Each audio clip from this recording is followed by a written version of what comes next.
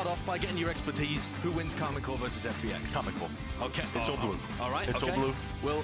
We'll turn the teams that are losing upside down. Yeah. That's never gone wrong for us before. No disrespect intended. Not at all. No. Gen.G versus Loud. Who have you got winning that game? Oh, Gen.G apparently have been dominating their scrims. Owning. Yeah, haven't lost a single scrim. I'll go Gen.G. Okay. I mean, EDG sorry, Loud Paper fans. X. EDG Paper X, I'll go with EDG.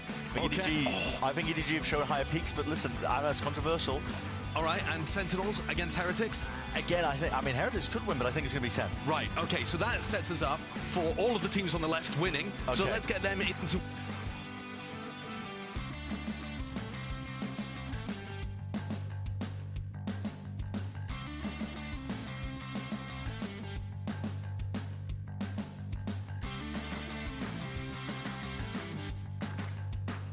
EDG Sentinels. Another winning team.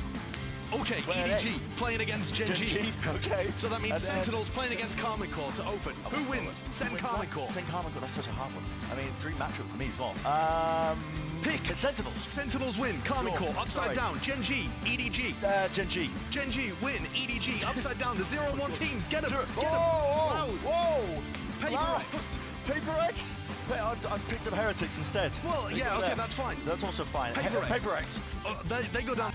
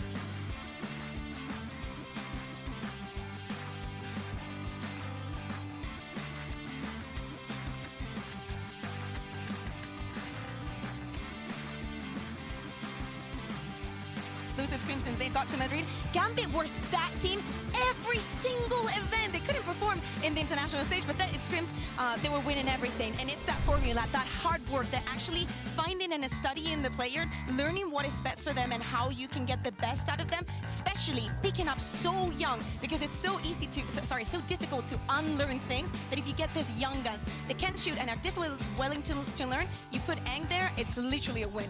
Exactly, right? This team wouldn't be the team they are today without strong leadership to develop it. You still have Zeiss, who was with them last year coaching, but now he's built up with Coach Eng, and all these players, I mean, every time you hear them in an interview, they're talking about how impactful the coaching staff is at building them up, at making them the best players they can be, and also bringing up what I think is the forefront meta-leading compositions out of any other team here. I mean, that's just what N does, right? Like you said, in every interview, It's even crazy he wasn't on a team last year, by even the way. the ex-Gambit players, you have an interview, Redguard with Shadows Chronicle, they still talk about N and what he taught them as well. And I'm glad you mentioned the scrims, Bayer, because Zeiss tweeted out shortly after they won, became the #1 seed at EMEA, just basically rehashing what happened with Gambit, just the fact that they played an obscene amount of scrims and they won them all. Yeah, exactly. I think it was either Chronicle or Redguard, I cannot remember, but 3 years ago we saw them being like, oh, we played like over 700 scrims this year, something crazy. And it looks like this is part of the Eng method. This is one of the things that he does, and I think that it translates very well onto the officials, because the fact that they don't lose a scrim is that they only focus on improving their fundamentals and not focusing so much on the set plays, because it all comes together if you have that base. Yeah, it absolutely does. And I think we see that in the amount of practice, how well put together the initial ideas are, right? They're playing stuff no one else is, and the implementation of it is really good. But it's not just that, it's the synergy between this team. You watch them play, and you see in every situation, even when they're up, how intentional they are at setting up double swings, at putting each other in positions to make rounds that a lot of teams could let slip away unlosable. They are so methodical in their approach. Honestly, my favorite thing about this whole narrative is they're just good. True. They're just really good. Like, what else can we say? And speaking of that, Kukuk and I had the privilege of watching the Ray on LAN in EMEA, doing everything that he does, having the best performance there. Is this what you expected when you heard that he was coming over to the EU? He was on, okay, just for context, he was on Mad Lions last year, a team that was one of the have against bottom... Mad Lions? Nothing against yours. We're in Spain. Can't say any of that. But one of the bottom 3 teams in Challengers North America. And then he comes to Europe. There's a risk taken on him by the coach of South Africa 14. And he looks electric. You could see the potential when he was playing back in NA. But it was not unlocked until he was with this team. And Bea, the most impressive thing to me is that he's a young player. It's his first time on a top-level team like this. And he's not just playing duelist. The guy's flexing around so many different roles and is electric on every one of them. And that is so important, Mimi, because the fact that he comes from being a duelist means that he knows exactly what a duelist needs to succeed. And he's going to be that kind of initiator that sets everything well for you. And when he's on the duelist, he knows exactly how to complement that. And going back a little bit to what we were talking about, Eng, Narrate was the player that he wanted the most out of all of them. After just talking to him for a couple of days, he was like, I know exactly what I'm going to do with you. Yeah, I mean, the talent scouting from this team is unreal. When the process was long, you know how they, you have your interviews and everything. They took a lot of time. Obviously, Eng just loves to put a lot of time into everything that he does, into selecting these players, and it definitely has paid off. I mean, think about what a risk that is, to see a player in Tier 2 North America not performing, ship them halfway across the world, move them to Berlin, apply for all their visas, sign them, pay them. He has it's that so look. much. He has that look. All paid off. Yeah, my favorite thing about that is after one scrim, one trial, and was like, yeah, you're not going to play duelist. Learn.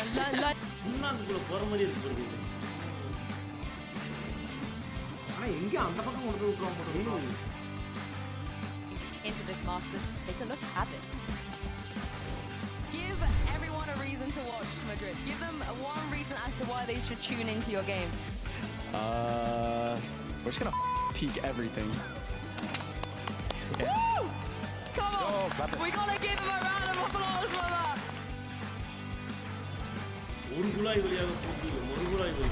Do you think that's a good game You plan? know, I think for such a young player, the guy's only 21, such maturity being shown in that statement. Yeah, You can take him off the duelist, you can't take the duelist, I don't feel like it. But more importantly, is that a good game?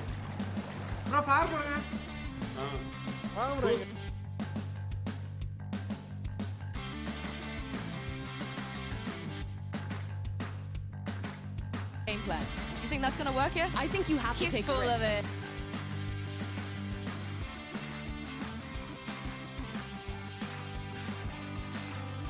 வெளிச்சம் நல்லாவே தெரியுதுங்க. நந்திஷ்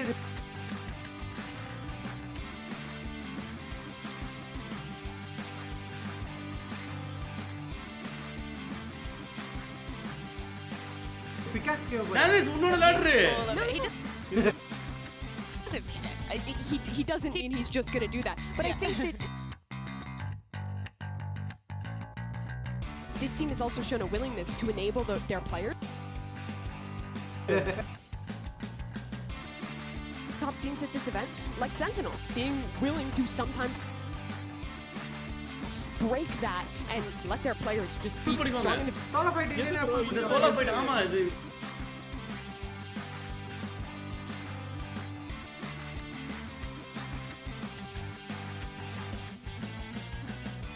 எவ்வளவு Top தவிர teams at தெரியுமா this நமக்கு event, இருக்கும். like Sentinels, being willing to sometimes break that and let their players just be strong individuals. Yeah, I mean, we need the KC versus Sentinel game, by the way. Like, I don't know what happened. I don't care what else. I mean, Brandon really put it in the script, so we're getting it. We need a full-out matchup. But let's shift gears to FPX over here. Again, some different changes coming into this. Mimi, do we like these changes? What do we think? I mean, I'll be honest, if they're bro யாரால just gonna effing shoot them, it would be this squad. This is their first year in the Chinese league now that it's kicked off. But we've seen this squad before at previous global events. But they've made some changes since then. Picking up Light, who you might be familiar with from his time with EDG and with Attacking Soul Esports, noted a teammate of HFMI 0 DZJC, the long name guy. But ஃபுல்லா இருக்கா போட்டுருங்க. he's now You were on nearly this there, nearly roster. I almost got it. It's been a while. But they've also picked up Autumn from Tier 2, or from the OCE scene, that is, and moved him into this roster. But they still have the kind of identity of Yes. old FPX. Yeah, exactly. It is funny because I think they interpret the game in a different way. I think that the regions are very different in that sense. You know, playing the double duelist, the double controller, just focusing on those prize plays and being very aggressive, not giving that value also to the information.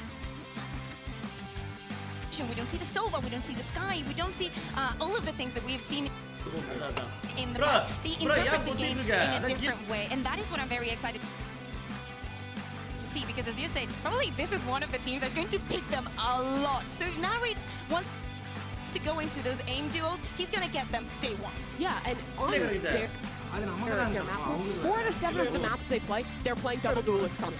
All the other it's or double dive comps, that is. It's not double duelist because they're playing Arena bro கிடைக்காத உங்களுக்கு. or a Chamber, Chamber. yeah. I mean, like, these guys have compositions that kind of remind me of like early days Paper X, where they போடு சாவுடா just bro. will put something ridiculous together and they will just run at you, but they have incredible angles and solid enough synergy to make it work, even if யாரு? impressive teams. I mean, I'm glad that you guys mentioned Autumn as well. bro Sathya I was sitting in the press conference yesterday just listening to some of the answers coming from Berlin. One thing that I bro அவரு bro over போறதான். போடுங்க அடிங்க. அப்புறம் bro ஐயோ revive அப்புறம் பண்ணியா? am extremely impressed with, and also a tiny bit concerned with, is that Berlin is making all bro bro sorry தோல நாங்க எடுத்துட்டோம். all of his calls in Chinese and then translating himself O Siva into English before every round to make sure that Autumn knows what the game plan is. And he said that some of the other players also chipping in with that communication, but he feels that the cons get really flustered when they are not sure if they're trying to speak Chinese or trying to speak English. But maybe the fact that they're making it work is pretty impressive. Yeah, it absolutely is. And you have to give a little history on this guy, Autumn. He's the first player from OCE, the first Australian to ever qualify to a global event in Valorant, which is நீ வலிச்சாங்க.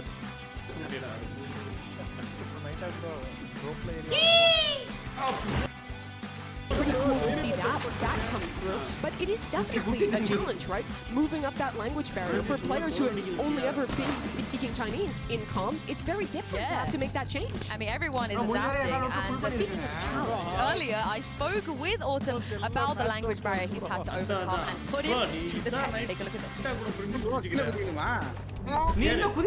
Hello everyone, it's me here, Yingsu. I'm now joined by Autumn from FPX. Hi Autumn, welcome to an international event. Now, you joined a Chinese team last year, so I wanted to ask you about how the Chinese game was it like to be a part of FPX? Yeah, so to answer the question I think it's pretty good now, but when I first joined the team, it wasn't like, super good. There was a lot of like my other teammates trying to come in English, and then sometimes in Chinese I didn't understand what was going on. But now I think it's getting a lot better.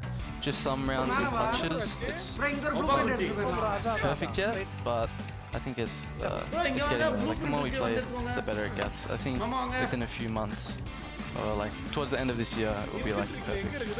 Are you studying hard?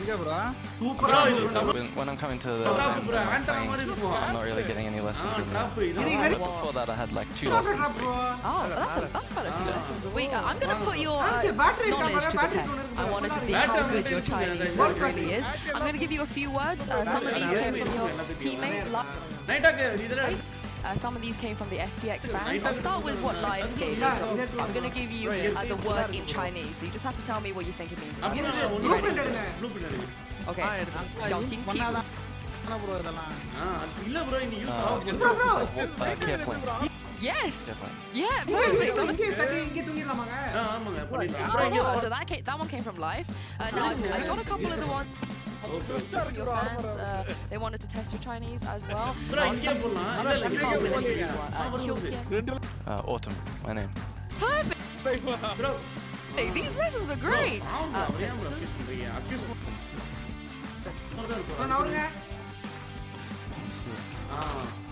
Not too sure on that. Like it kind of sounds like what it is in English. Thanks. Yes, perfect. Thanks. There we go. Australia.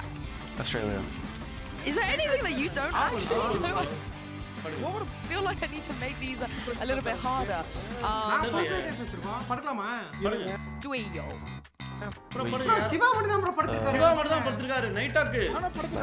Only the way is right. There's people. There's a person. Yeah. People that you sit next to maybe when you play. Oh, like teammate. Yeah. All right. Lastly, I wanted to ask you a question. So I know the Chinese fans, they like to give players like quite cute nicknames. What do they call you?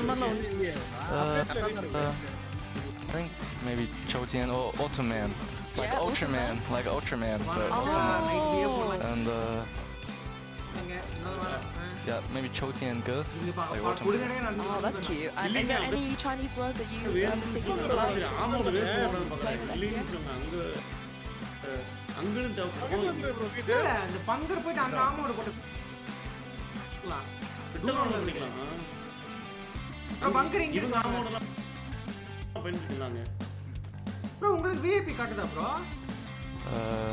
Something you say a lot, maybe?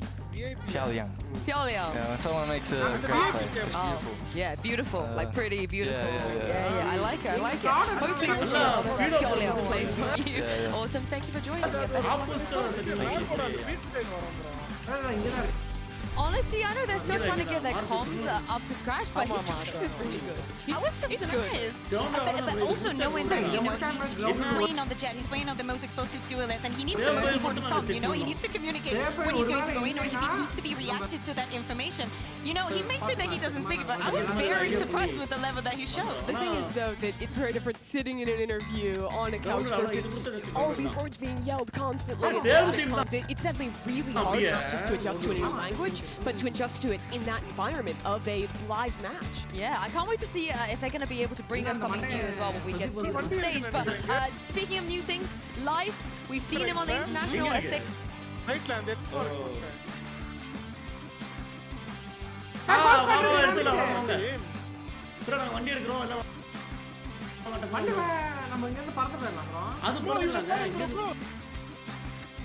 Before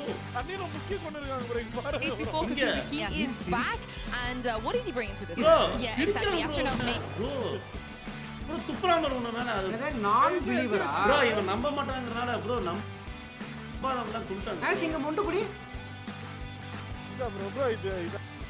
கெட்ட தண்ணி யார் பண்றா? மொண்டு குடி எப்படி பாரு கெட்ட தண்ணி bro. எனக்கு தாங்க மாட்டேங்குது வேணா வேணாங்க. ஃப்ரெஷ்ஷா இருக்கு bro, ஃப்ரெஷ்ஷா இருக்கு. இல்ல நோய் வந்துருச்சு. நோய் வந்துருச்சு. நீ சொல்லும்போதே தெரியுது. எம்டி ப்ரோ ஏய் அது ட்ரிங்க் குடிங்க. bro ட்ரிங்க் இருக்குமா நம்ம ஏம்பறது? பரவாயில்ல பரவாயில்ல நீ குடி. நீ பரவாயில்ல நீ மெடிக் யூஸ் பண்ணி after his team not making it through, essentially he joins this team, and he's like the other half for Autumn when we talk about the dualism, when we talk about a little bit more of a passive aggression, to say it in some sense. He's going to be the Euro player that we're going to be seeing for the most part. So he's taking that duelist, that operator. He's also part of the initiation that this composition is lacking. His communication has to be very, very good, and he has to be in a lot of sync with the rest. Yeah, absolutely. For Life, though, I think what you can always expect out of him is just electric performances. The guy is a fantastic gamer. He has been since the first time we saw him back in EDG.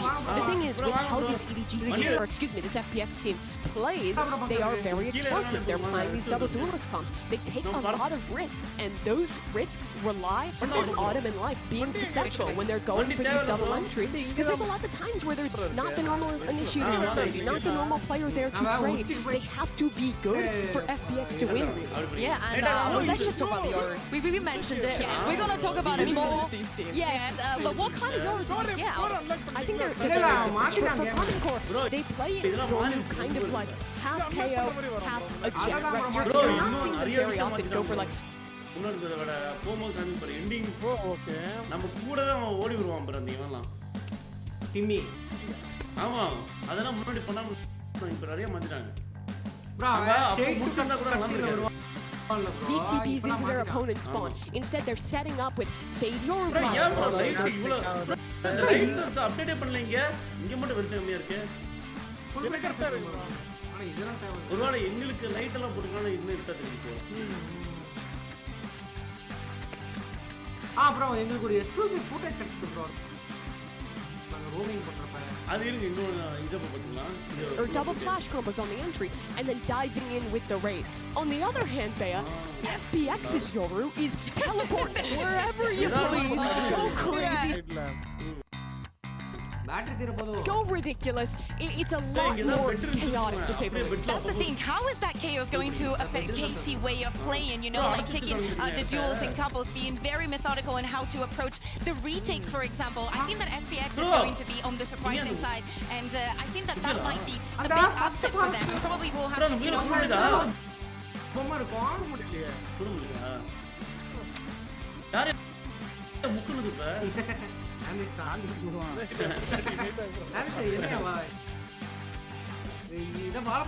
ஒரே அது ஏதாவது தப்பு பண்ணா எல்லாம் உங்கறதா சொல்றாங்க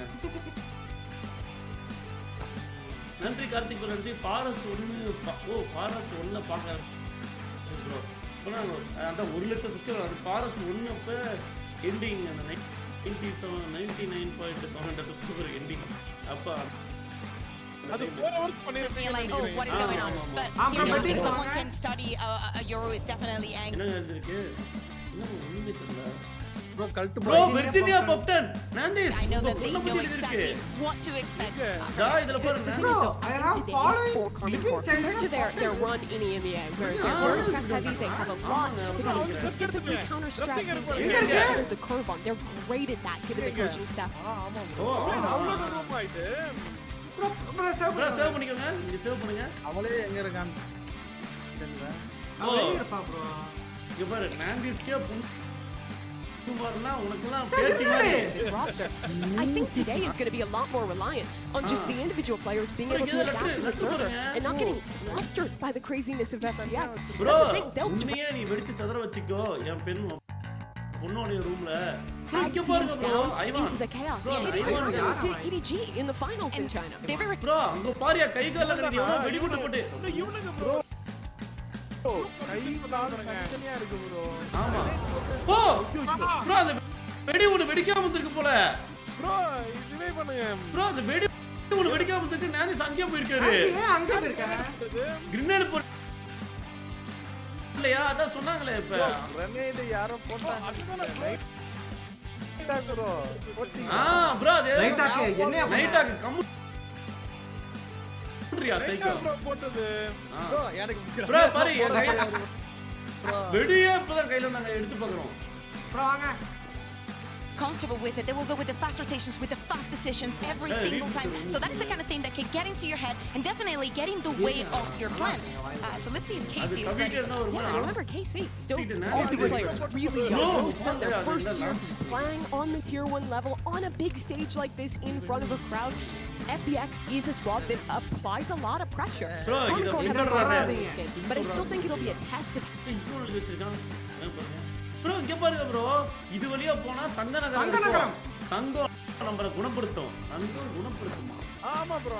ஓ okay இந்த மாறி இருக்காங்கல ஒரு மரபணு மாற்ற மாதிரி அப்படியே கை கால் எல்லாம் மாறி இருக்காங்கல்ல இப்போ உதாரணத்துக்கு வெர்ஜீனியா அப்புறம் நிறைய பேர் மாறி இருக்காங்கல்ல டிம்மி எல்லாம் கூட அவங்க வந்து ஏய் என்னாச்சு ப்ரோ கிரனேட் எங்க பாரு யாரு கிரனேட். யாரு ப்ரோ தூக்கி விடுங்க.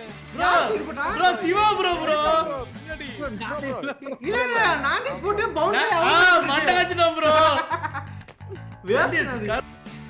கர்மா இஸ் பச்சி கர்மம் ரெண்டு வாட்டி மட்டும் போட்டு வேஸ்ட். சி ப்ரோ எங்க மேல video. Nani's bro sling snipe பண்ணிருக்கான். தொடர்ந்து ஒன்று போறியா பண்ணிருக்கான். நானிஸ் மேல பாரு துப்பிக்கோ how they can perform on the stage. I mean, the Ray wants to peak everything, so surely they're going to have to be ready or other people. This might be the fastest match ever. You just jinxed it. But it's time to get the results of our masterclass. Bounce ஆயி Earlier, we asked you which international team you think will win it all between Americas, China, EMEA, and Pacific. And I can reveal to you, it has been overwhelmingly Americas. 49% of you voted for Americas, 10% for China, 26% for EMEA, and only 13% for Pacific. Is this your doing? Rally the troops? Okay, let me just say, I literally said Get there is camera. no favorite to win this tournament. I think the finals is Sentinels Chronicle. I think that is the hardest match மாமா to கண்டுபிடிச்சாரு. predict. Ah, I think it's such a hard match to predict. I think Americas looks great. Sentinels is in the best form we've ever seen them. Cloud as always back in international. They're very innovative. They have a strong new player in QCK, and they're moving into Sonic's vision well. But I think he இடத்த பத்தி சொல்லிட்டு வராங்க இது ஒரு சின்ன நகரம் மாதிரி தான் இங்க பூல் டேபிள் இருக்கு விளையாடலாம் அதுல பெரிய ஸ்கிரீன் விளையாடலாம் போறீங்க அதே மாதிரி பாரம்பரியமா குளியலிக்கணும் இருக்கு போ என்னாச்சு அப்பா வெடிகுண்டு அடிச்சிச்சு போல அந்த இவனுங்க தற்கொலை பண்ணிட்டாங்க. தற்கொலை பண்ணிருக்காங்க ப்ரோ ஒருத்தன் அந்த கை கால் செஞ்சு இன்னொன்னு அது கடிச்சிருக்கேன் இது பார்த்துட்டோம் இதுவா இவனே தான் ப்ரோ வந்து இவனுங்க ப்ரோ தான் இவனுக்கு தான் ப்ரோ அங்க வந்து அந்த தற்கொலை பண்ணிட்டாங்க இதான் புதுசு. ப்ரோ இதான் புதுசு இது பார்க்காது உங்களுக்கு தெரியலையே. லைவ்ல வீடியோ கேமரா எடுத்து பாரியா. ப்ரோ ஆம்புலன்ஸ் சுட்டுட்டு இருக்கான் ப்ரோ ஆம்புலன்ஸ்ல ஆஃப் ஆயில் ப்ரோ சுட்டு வேட்டையாடிட்டு இருக்கானுங்க பாருங்க அவனுக்கு அந்த வெள்ளை ட்ரெஸ் போட்டவனுங்க இவனுங்களே இங்க இருக்கு. அது வேற இது இப்ப நாங்க பாக்குறது அது வேற ப்ரோ எல்லாத்தையும் மண்டி போட வச்சு சுடுறானுங்க பாருங்க ப்ரோ இந்த தீவுல ஒன்னும் எல்லாத்தையும் இவனுங்களே போட்டு இருக்கானுங்க பாருங்க ஏங்க ஸ்டார்டிங்ல நம்மள கைய மிதிச்சு இது பண்ணானே அவன் தாங்க ப்ரோ இவன் தான் ப்ரோ வில்லன் ஆக்சுவலா எல்லாத்தையும் சுட்டுருக்கான் பாருங்க இந்த வெள்ளை எங்க போட்டவங்கள ஸ்டார்டிங் வந்தவன். ஆமா விக்னேஷ் விக்கி ப்ரோ அன்புக்கு ரொம்ப நன்றி மனேஷ் கிட்டாரா அன்பு குட்டி ரிட்டர்ன் டு லைவ் வீடியோ எப்போ ப்ரோ பண்ண போறீங்க எப்படி நல்லா இருக்கும் ப்ரோ கண்டிப்பா பண்ணுவோம் ஏன்னா நாங்கள் அப்போ பண்ணுவோம் 2K பண்ணல மேபி பண்ணுறோம் கண்டிப்பாக ஒரு டைம் கண்டிப்பாக பண்ணிடுறோம் ப்ரோ ரொம்ப நன்றி bro thank you Vignesh Vicky bro அன்புக்கு நன்றி தேங்க்யூ ப்ரோ இப்போ எவையா போட்டது ப்ரோ ப்ரோ புல்லட் எடுத்துக்கோ யாருங்க நானிஸ் தான் ஏதோ தனியா குடுன்னு நினைக்கிறாரு தூக்கி போட்டார் ப்ரோ நான் பார்த்தேன். யாரு நான் பார்த்துட்டு நைட்டா தூக்கி போட்டது கிரனேட். ஓ ப்ரோ வலி கரெக்ட் சாப்பிட்டாரு. நான் பார்த்தேன் அவர் போட்டது. ஓ மாமா நீங்க தான் வந்தீங்களா ப்ரோ இல்ல ப்ரோ இப்பதான் ப்ரோ வந்துட்டோம்.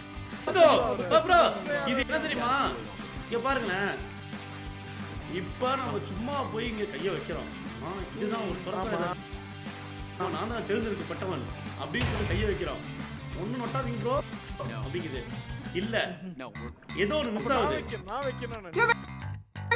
வைக்காத கோல்டன் மன்ஸ்டர் அவ்வளவுதான் வைக்காத வைக்கல ப்ரோ சும்மா இங்க பாரு இது இது எடுங்க எடுங்க ப்ரோ பாருங்க. இது எடுங்க ப்ரோ எல்லாரும் கீழ ப்ளூ பிரிண்ட் இருக்கு இவன் பாருங்க கையில இருக்கு பாரு. இதான் முக்கியமானது இவன் கையில இருக்கிறது என்ன எடுத்தீங்களா ப்ரோ? இங்க ப்ரோ இங்க என்ன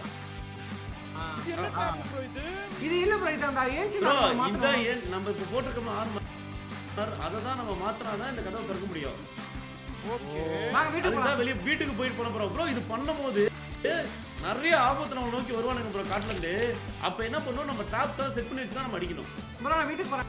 அந்த இதெல்லாம் இருக்கும் ஆமா ப்ரோ இப்போ இது நம்ம பண்ணும்போது நிறைய பேர் இவன் காட்டுறாங்க யாரு ப்ரோ அவன் தான் ப்ரோ டிம்மி. அவன் தான் ப்ரோ டிம்மி என்ன பண்ணி கையை வச்சுட்டு ஓ இன்னொரு கை நம்ம வைக்கணுமா ஆமா அவனுக்கு வைக்கணும் நீங்க அவனுக்கு ஓகேனா ரெண்டு கை யூஸ் பண்ணலாம். ஓகே அப்படி பாருங்க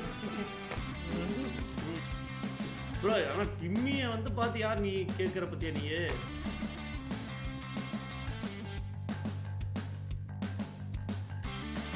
க்ளோஸ்அப்ல தெரியல ப்ரோ ஓ ரோஸ்ல தெரியலையா என்ன கில்மா சிவா வீடியோ ப்ரோ அந்த இது இருக்கா அந்த ஜம்ப் இது போறோம்ல. ப்ரோ இங்க கிரேட் எடுத்துக்கோங்க.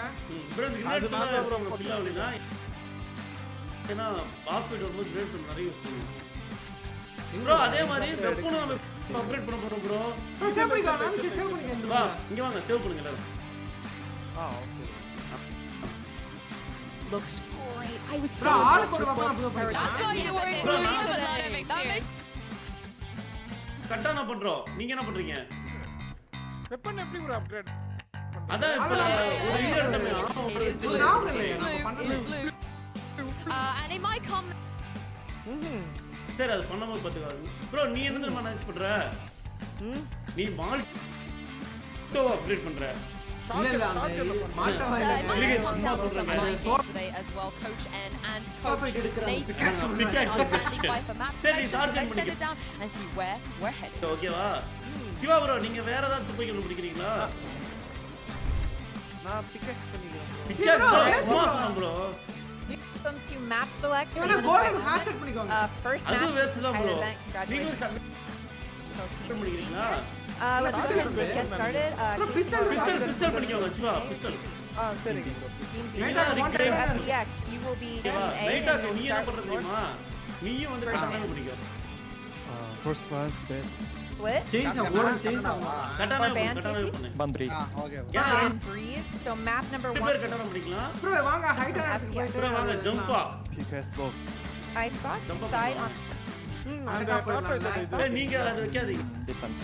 defense. And map ஏன் number உங்களுக்கு ப்ரோ ஒரு காட்டு வச்சுக்க வந்துட்டான் bro 2. Okay, see. Pick one. என்ன என்னடா Side on Lotus.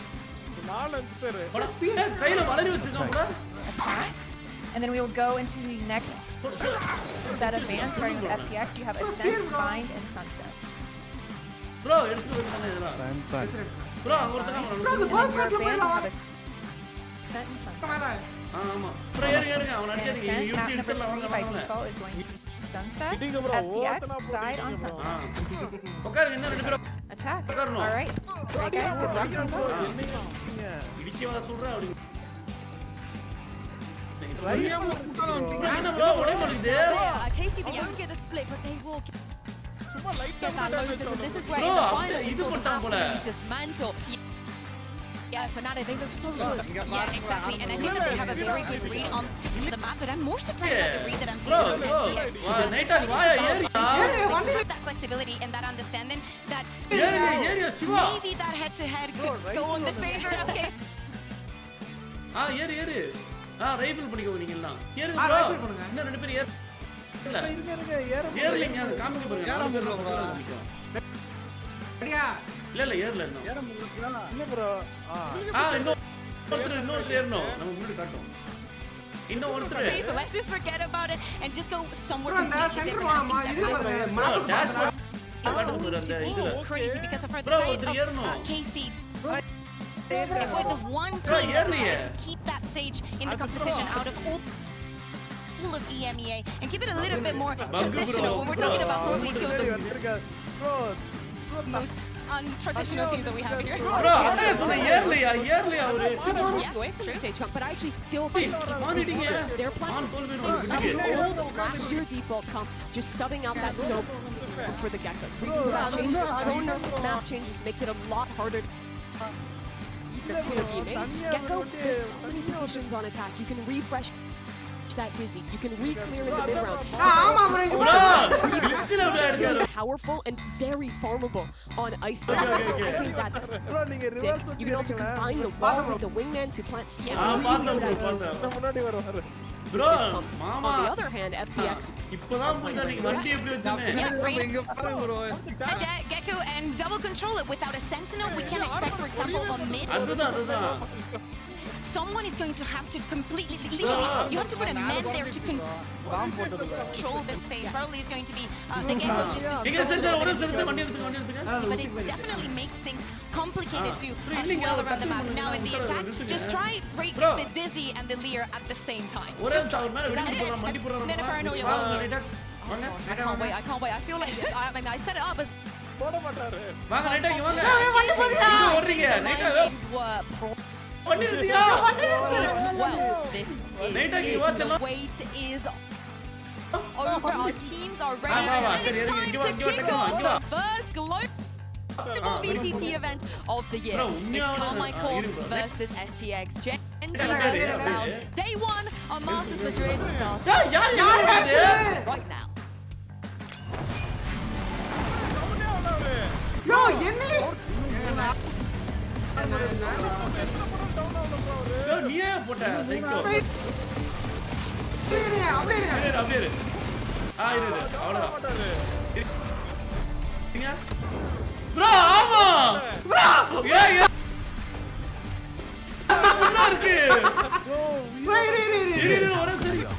Americas is all about the noise and the volume. And on a decisive 13-3 victory with when it's time to celebrate, shake hands. Just slip on the table, flip the trophy. To make sure it's real. Tunay? Gusto mo malaman kung anong pinat... Ending இருக்கு Ito ang mangyayari. At maging aggressive ang Pacific. Maaaring isuko namin ito. Pero tatapusin namin ito sa 13... Ang panalo ay Jack Nice. Motor Mira. Sisigurahin namin ang aking mga palaban. Dahil ang kailangan nila ito. Iyuko kami bilang pasasalamat sa mga naghahaman.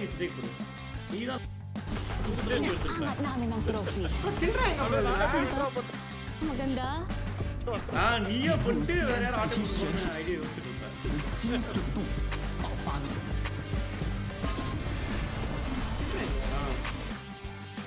其他队伍休想拿下任何一分，我们将以13比0完胜。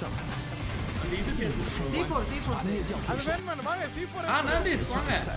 当我在反击中举起奖杯时，每个人自எங்க இருக்குன்னு சொல்லியா而且对手所做的牺牲。Teorías interesantes. Ahora para nuestro...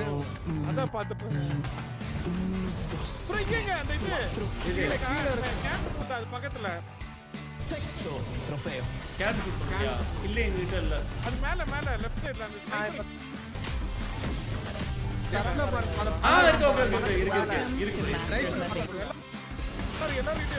இருக்கு bro அது எல்லாம் C4 மட்டும் ரெடியா செஞ்சு வச்சுக்கோங்க அப்புறம் ரெடியா ஓகே ப்ரோ ஏனா check one marker யூஸ் அவன் மேல ஒட்ட விடலாம் ப்ரோ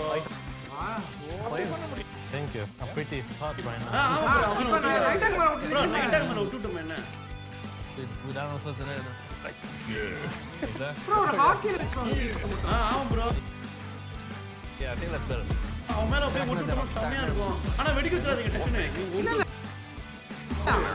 அது வெடிக்குதா I would say கரெக்ட்டா 3 best in the world for sure we have Aspas we have now second Kisuke battery எங்க இருக்கு with himself and we also have world champion have one on your இங்க bro அங்க for example so நிறைய கடந்து battery கொடுத்திருக்கேன் அந்த battery வேற இது வேற battery historically speaking, a lot of good IGLs in the Americas as well. I love how you are playing more women now. The same techniques. போதும் போதும்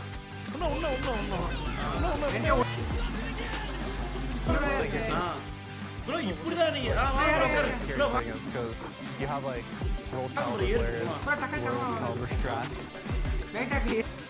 லைட்டா ஏறு I'm super happy that you're here representing the name with us. ஏர்ல ஏர்ல அது ஏர்ல bro ஏறு இப்போ இது ஃபர்ஸ்ட் நான் பண்ணலங்க அவன் இது நல்லா இருக்குல சரி பின்னாடி இது ஆமா bro இது பண்ணல நல்லா இருக்கு இல்ல மேப் இருக்காது actually ஆமா bro இதான் டாப்பா be absolute cinema. இன்னும் போலாம் இன்னும் போலாம் இது போறோம் Fit, director skirt. இது அது ஐஸ் மவுண்டன் போயிடும் அத ப்ளைன் ஏரியா ஆக்சுவலி இல்ல bro நம்ம இங்க இருக்க ஜம்பலாம் அதுல நல்லா ஹைட் போயிடும் இதுலயே போறானா மாமா முடிச்சு இங்க போய் வரக்கீல நைட்டாக நீ எதுவுமே பண்ணாத நைட்டாக SCW எதுவுமே அழுத்தாத Look, sound like superstar, you know. A and D மட்டும் அழுத்திக்கோ அதுவே அப்படியே Can you guys ஓகேவா tell me about the Pacific playstyle? 되게 போதுமா bro 미친놈들처럼 게임을 하고 ப்ளைன் ஒரு இடம் 있잖아 공격성도 있으면 일단 디테일이 하나 좋은 거야. ப்ளைன் இல்லங்க I think sometimes we can நானே போதும் play like actually screen maybe even not really அது மேல ஏறலாம் bro இங்க மேல ஏறிக்கலாம் bro வாங்க you know because we always press W. bro இருங்க ஒரு கிராப்ல கூப்பிட்டு மேல போயிடலாம் மரத்தையும் You அப்படியே guys gonna take down Americas in Madrid? இந்த மரத்தையே Maybe, I mean, they kind of beat us before, bro இந்த so maybe மரத்துல some தான் revenge, you know? இது ஒரு எட்ஜ்ல ஒன்னு பண்ணலாம் சங்கரா கட்டு வை கிராப்ல விட்டுமா சும்மா இதுல விடுங்க விட்டுமா bro கிராப்ல கிராப்ல அங்க இருந்து இங்க விட்டு போறோம் I would say our strongest part is the லைட்டா balance between macro and aim. bro இருமா bro இந்த bro இது பைத்தியம் Because Fnatic and Navi were both top 2 in the EU. எதுக்கு அடிச்சிட்டு இருக்க Be crazy, man. Congrats to making it there. Thank you, man. நான் எங்க bro நான் இங்க தான் யோ இப்ப சுட்டியா நீ சுட்டிட்டு இருக்கியா இருக்காரு bro எனக்கு அடி விழுந்துச்சு bro இங்க You're இருக்கு expecting most, right? bro அவன்தான் சுட்டிருக்காரு bro ரைட்ல எது வச்சாரு Spanish all, Spanish crowd and everything. I feel like it was destined that to throw at Madrid. bro name பாத்து ஓ ஏய் ஏய் இதோ பட்ட We're gonna show them the bro இது பர்ஃபெக்ட் லொகேஷன் bro இதே தேவல time bro for the new generation to take over. கிராப்ல தேவையில்லடா You got this, bro. One of us will make it to the finals, mate. I promise you. மரம் ஓடி போய் update பண்ணிட்டு இருக்காங்க மரம் 今天特别开心，能够跟 FunPass 他们一起来到அது这一个இதுயா他们拍摄，然后今天也能跟 Live bro நவருங்க在一起，然后在马上又相见了嘛。 bro இந்த ஆமோல fill பண்ணுங்க first யாராவது வெச்சுட்டு இல்ல ஃபர்ஸ்ட் மரம் வச்சா தான் போக முடியும் bro இந்த மரத்தை விட்டுங்க bro சைடுல சரி இதுல விட இதுல விட முடியுமா In your opinion, what makes VCT China so competitive? 我看法是因为我没有看康。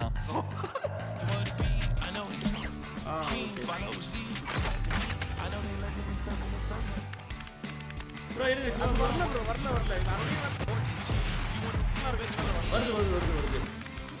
red colour வருதா 然后更多வராது அன்னிவனா 爆发力，还有那些不被他们所预测到的。我觉得 VCT 现在大家的这个环境都挺好，不仅是你跟我，是整个环境其实更像一个家庭 family 那种感觉，像兄弟。வந்துச்சு bro ஆனா ஹைட்டா இருக்கு bro இல்ல ஹைட்ல இங்க இருக்கு இங்க இருக்கு bro செட் ஆயிடுச்சு வா நான் சீக்கிரம் Demorou. Tô atrasado, né? Bro, Demorou pra ganhar. Aí você deixou Bro, ஆட விட்டு போறீங்க. ganhar também. Muito obrigado. Valeu. இருங்க நான் இதில் அனுப்பிச்சு விட்றேன் அப்போ É agora, né? É muito feliz que estamos aqui no Internacional juntos. Muito tempo, cara. Tentar fazer a final, né? De novo, o Américas. É isso. Bro, அங்க போய் யாரோ போய் கட்டுங்க bro. மேல போங்க. Pode ir. Vamos lá. ராபுலுக்கு மேல போயிருங்க யாரோ. ப்ரோ இருக்கேன் அனுப்பிச்சு விடுங்க. அனுப்பிடுறோம் பாரு. அது கட்டாத. ஒரே டைம் ஒவ்வொன்று அனுப்பிச்சுடு. ப்ரோ கட்டிட்டு இருக்கலாமாம்மா?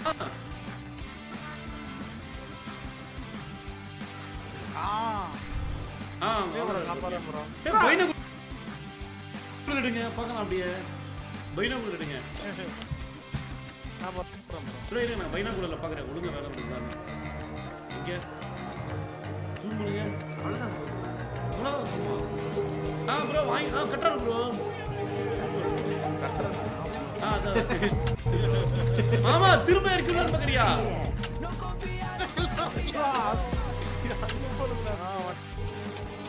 ப்ரோ திரும்ப இருக்கணும்னு ட்ரை பண்ண முடிஞ்சு. வைங்க ப்ரோ அவ்வளோதானா?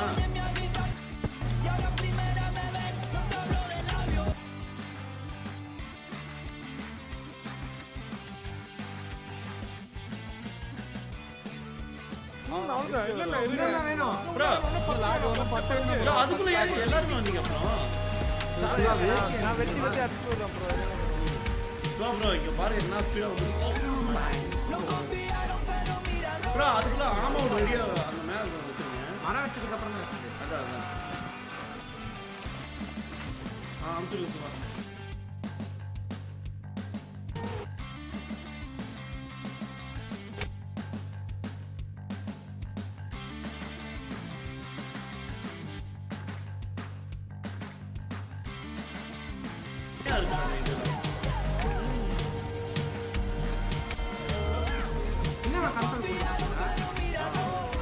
இனிமேதான் விடுவாங்க. ஆனா இன்னும் என்ன பண்ணா இது அந்த பிளாக் தண்டர்லாம் வருவோம். ஃபாரஸ்ட் ஒண்ணு இல்ல அது இல்ல. Upset, surprise, Bro, யாரு all on the regional stage, but இந்த can மாதிரி these teams விட்டுறாதீங்க. continue their dominance when the stage is so much Bro, bigger okay, and the போதுமா? stakes are so much higher? For Common Car, most of these players were picked நம்மளுக்கு போலாம். ஆமா ஓடு வா போலாம். up from Tier 2 where new prospects heading into this What year. is ஆமா ஓடு? என்கிட்ட தான் இல்ல bro.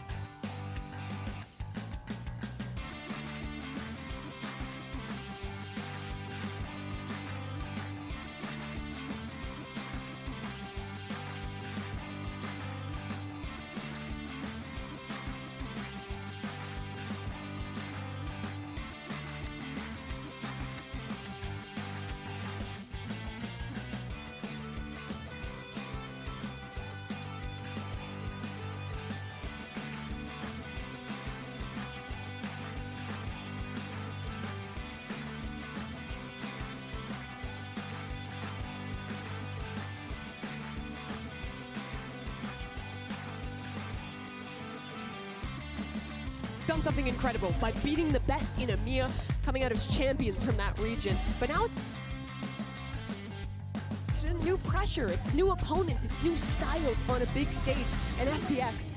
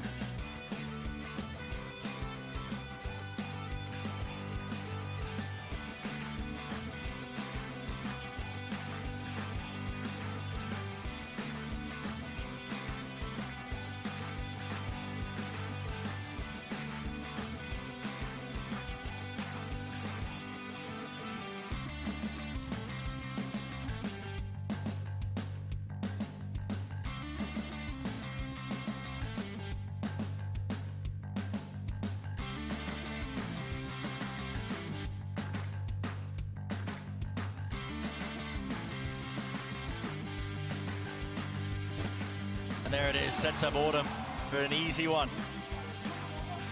No possibility of that being rezzed. It's now being offloaded, dash towards of Autumn, top of the box, just spotting head of Shin, unable to rip that one off for Bullet.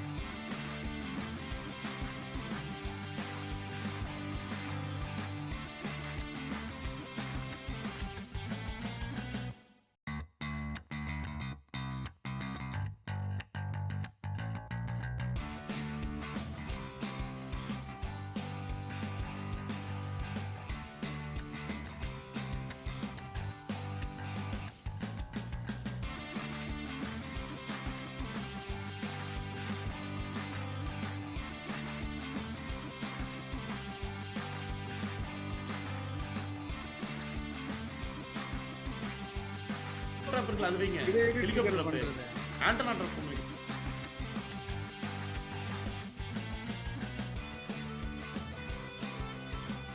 இது battery இருக்கு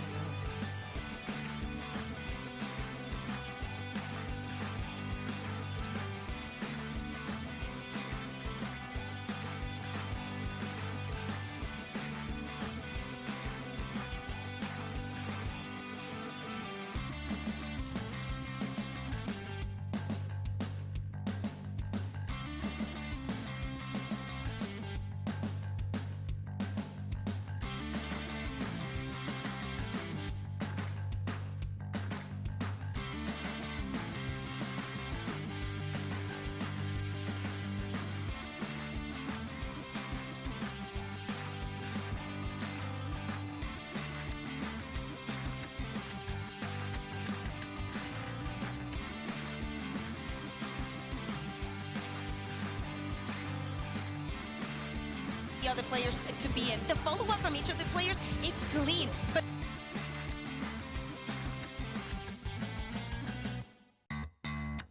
then after those 7 rounds, something changes in FPX.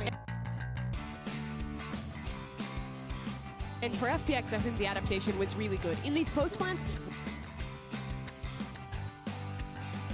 once they got that spike down, once they got that space, they were using that second Dizzy refresh to fight forward and get space in these late rounds and really punish KC while they were still setting up, getting their util in hand. That's the X factor of this team. They will sometimes pull out these hyper-aggressive rounds where they stop you from setting up the way you want to play. It was really good on that comeback. I think it was a little bit of both, right? We have a KC that maybe is getting too comfortable because everything is working, and an FPX that, you know, starts making a little bit of mistakes. We see, you know, the flashes being a little bit separated one from another, but then when they realize that they just have to disrupt that and just keep pushing a little bit more, that changes. Now, coming into their defense, as I said, it's very complicated to defend this map without a Sentinel. The aggression has to be there. FPX is very known for that, and they have to keep it up if they want to keep that score. It absolutely does, but if KC wants to close this map out, they have the fans to do so. In this arena right now, there's not a huge amount of fans out on day one, but every single KC fan feels like 10 of them. Yeah, shout out to the Gentlemates fan as well in the Gentlemates jersey, but this blue wall, it is looking so strong, but I'm going to send this back to the casters and see if KC can close this one out. We'll see if they can close it out, but listen, FPX, kind of momentum behind them as well. All it takes is a pistol round, you've got an even match, at least an even map. And this is a team, and I mean, a reminder, I think this is an FPX squad that's got a bit of a chip on their shoulders from the previous international appearances. They want to turn up to this event, and they want to really prove as well that teams should be paying attention to them. They want to teach teams how it's done. They've literally said that themselves. For Karmine Corp, left reeling a little bit, I think, as well, off that string of rounds, but we'll see. It's a new half now, getting started with a pistol. And it looks like there might be a clash of B main to begin this one very quickly. It's an unusual spot to fight over, not too many teams trying to fight this area aggressively. But FPX have got a pistol round strat that involves them pushing down mid off the back of this pressure. 5 walls. They've actually abandoned it very early though, Brent. I mean, it is Dizzy. Surely you collect the kills. Berlin gets 3. That's wild. Get the hell out of here. Dealing with the util single-handedly. I mean, a man was basically alone. And now, how do you clear this one out? He saw to the side, lovely peek, off with the Dizzy. That is a slam dunk finish. Don't want to hear any more about the blue wall. Tell me about the Berlin wall. That's ridiculous. I mean, how has he managed to pick up 3 there? That protocol of jumping through the one-way, I think, is a really nice idea. First player jumps through, drags the crosshair is the game plan. Perhaps doesn't quite drag it far enough in that situation because they're swinging almost exactly into Berlin's crosshair. It just worked so well. Bottom of the scoreboard and comes out like that on the pistol. That's what you're saying, Brent. It only takes that 1 round. They are being swamped in this position. Lifesword doesn't know which way to look. Teammate Anderson it back. Okay, traded. 3 versus 3, equalized here. Dash forward to the peak, Ayang. They want to get aggressive and defend these weapons, I think. But Kamikor aren't even going for them. No, not quite. Wall up onto the high ground. Really just props up Thomasy for an easy peek. Easy kill for Ayang. Fordham there. Can't quite land the shots there with a Marshall, but finally a bit of damage done to the body. 100 left, 1 player left standing. It's Martin. He's got the plant down, but this is a really difficult situation to try and win. And there it is. Spam damage and a flank attempt there. Very surprised that Kamikor played that round so quickly after they got themselves into a 3v3. If they'd slowed things down, I believe there were 2 Bulldogs lying around for them to be able to try and pick up and use. But they got roped into the pace of that. I mean, all of the danger just kind of trickled away. See Ayang deals with that boost play. It's quite a nice idea from Kamikor, but something we've seen a lot from these Sage teams.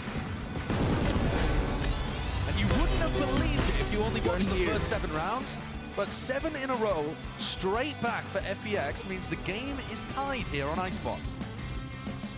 Nice setup now onto the bonus round. 2 players survived in a prior round here for FPX, so there's not too much danger, but guess what? The Avengers are flooding here. I mean, listen, the amount of players they've got trying to play that 4 position. Belt not really accounted for. It's a high-low setup. They are really mopping up the rest of these players. An attempt by Life, repositions, but just out into the open. It's all being watched for. Cheeky idea, I do respect it. I love the idea. But FPX take a gamble, shove 4 players in, and KC, that discipline that we were seeing from them all throughout EMEA, I think that's the first round where you really see it exemplified here in Icebox. All down to 1.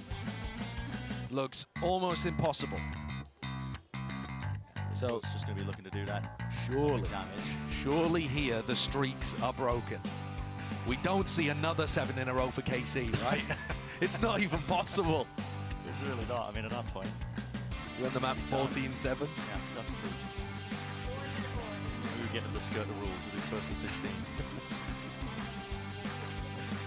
FPX, they really have shown that they're not willing to just roll over in these kind of games, especially when they're pushed. And they certainly come into this one as the underdogs, but I had a chance to talk to Berlin before these games kicked off. And I asked him, how much better do you think this version of FPX is compared to last year's? You know, if you were following this team in 2023, okay, they looked all right. They were making it to some of the international events. Since then, they've added Life, who's up towards the top of the scoreboard for them here. He's been a big player for them. And Berlin said 2.5 times better. Very precise. I don't know where he quite got that from, but he's a lot more confident this year than he was in the last, when they were only able to get 1 map at 2 global appearances. Random numbers. 2.5 times, maybe enough to try and take it against them. That's a cheeky play. Cool idea. All to boost themselves up. Berlin, no. Deals with the trespasser through mid. Oh, there is the follow-up. Ayang. Watching for any sort of passerby. There's only 3 players now left standing for Karmine. Looks like a read to me that they were expecting Berlin to be playing B. You know, both of those controller players for FPX fighting over B. They baited out Lysor there, who swung off the back of Paranoia that was extremely optimistic. So damn aggressive, though. Willing to take the risks, aren't they? I mean, Ayang has just walked up all the way behind, and all of this in a player advantage situation where you don't need to force fights like this. It's a round winning or losing play, probably, that Ayang and Life have gone for. Karmine are well and truly trapped here. Though I don't believe they know it yet. Indicator. Contacting together. Opened at the gunplay, can carry them through a round like this one. Behind them, no, not to the side, not expecting a player out towards Yelas Berlin. Still not cleaned up. Spike though, planted. 2 players though for them. Flash over the top, Martin. How's he doing this? No man? way. No way to Karmine Corp find that. That's outrageous. FPX had them cornered, caged up, no exits. Utility being used from the back as well. And Martin ducks, bobs, weaves and picks up 3. You are joking. How have they done that? I mean, the first pick, lovely. But then this kill before getting the dizzy, and then a jump push into the... Stand up now! All right, a bit of fire with these Karmine Corp players in their first time on the Big Masters stage. Really muted. Back though from the FPX players here. Ball is made to refight. What a shot. Still aggression showcased here by Martin. His teammates are going to be there with him. Got his back live. What? You see KC have no idea that that was going to happen. Even a possibility. Yeah, just no idea at all. Didn't even think of that as a timing that FPX could have chosen for some aggression. You can see how the unexpected nature of how FPX plays can catch teams off guard. Thus far, Martin in the last round and this has managed to bail his team out. Dylan, knives out, no gun. Watching for the mid-aggression. Ayoung, they should have some idea, was over towards A earlier on. That dizzy was used. Shooting's been fairly good. The most likely outcome here is that he just goes down and gets a thrash online for the next. This game has been so streaky. There's only 30 seconds left. I don't see how he's able to convert. And KC are going to be able to respond with 3 in a row after FPX got 7 to tie it up. Now, would you refer to this one as a back and forth game, Brent? Because technically, it's gone back, and then it went forth, and now it's going back again. Yeah, yeah. By the technical definition. Yeah, but it really has not been competitive in the round-to-round basis. No. Very streaky. Very streaky. Autumn's going to get an op online and try to peek under tube by the look of things. Would anticipate him just getting smoked off by Tamashi very early on, but we'll see. Yeah, he there's gets an early the pick. Wow, okay. Tomsy, Thrash. Used to see if they can cleave their way in through B main. Yeah, he's open to the window here. Lurk timing can be brutal. Lurk timing can be brutal. Spots the head, Magnum. He's racing ahead, man. Doesn't want anything to do with this. Look at him. Left it straight into the floor, maybe anticipating a repeat, but no, he's backing it away. In the meantime, yeah, speaking about repeats, Berlin in a player advantage situation again, FPX deciding to try to make the play to win the round. Unnecessary, for sure, and Berlin does get punished for it. That's online for Shin. He's going to play for this one. Portion of the wall broken, but that's all good. Yeah, thankfully, Autumn wasn't watching that again. 45 seconds left. Working their way over towards A. So I'm going to move on though. What util do they have to try and clear close? They are, I think, quite scared of the prospect. Their life could be just in a one and done. Especially when he's playing Reyna. DC, yeah, just off the belt there. Looks unlikely. Orb in his face. 30 seconds left. Players approaching rapidly on the position. It's a double face as the orb goes down. Only 20 seconds left here. No real utility as far as I can see for FPX to deny this one. Magnum is really far behind and has missed the timing. Yeah, he has, but he's going to be making a call at least for his team here. Over to buy some time. Really wide face by Narrate. Claiming it. He's feeling it, man. It's 4 in a round for him, and this time Karmine Corp are not messing around. This is another situation where KC lost players early on in the round. They weren't expecting the op to be on that sight line. It is entirely possible for the Viper to throw that mid line up without exposing any part of their body. But Autumn caught Tomashi at the beginning of the round. And Berlin ended up making a mistake when they were up, and it just opened the door for Narrate to take over. Narrate for Karmine Corp, one of the North American imports over to EMEA, has been lighting the world up. He's been looking unbelievably good, but certainly one of those players that we don't know quite how they're going to perform when it gets to the Masters stage. Are the nerves going to be there? Berlin goes walkabouts again in this round. They just expect it. It's happened so many times now. They were doubled up. I mean, basically a high-low setup. One player crouched in front of the other. Yeah. Just waiting for the aggression. Yeah, and it's very, very similar to what Berlin did in the previous round to lose them that player advantage situation. FPX have got to be careful. They've clearly got what it takes to be able to bring the game to Karman Corp. But this is giving me flashbacks of the finals they played in VCT, where they arguably should have beaten EDG, and they let so many of those advantages slip through their fingers. Here comes Ayan with the play again. He's got a flash out in his hand, still gets one kill. Maybe setting up Autumn for a bit of success, but no, everybody cleaned up. Karman Corp not even kicking with 3 of their players. Just going to try and hunt out where is Life.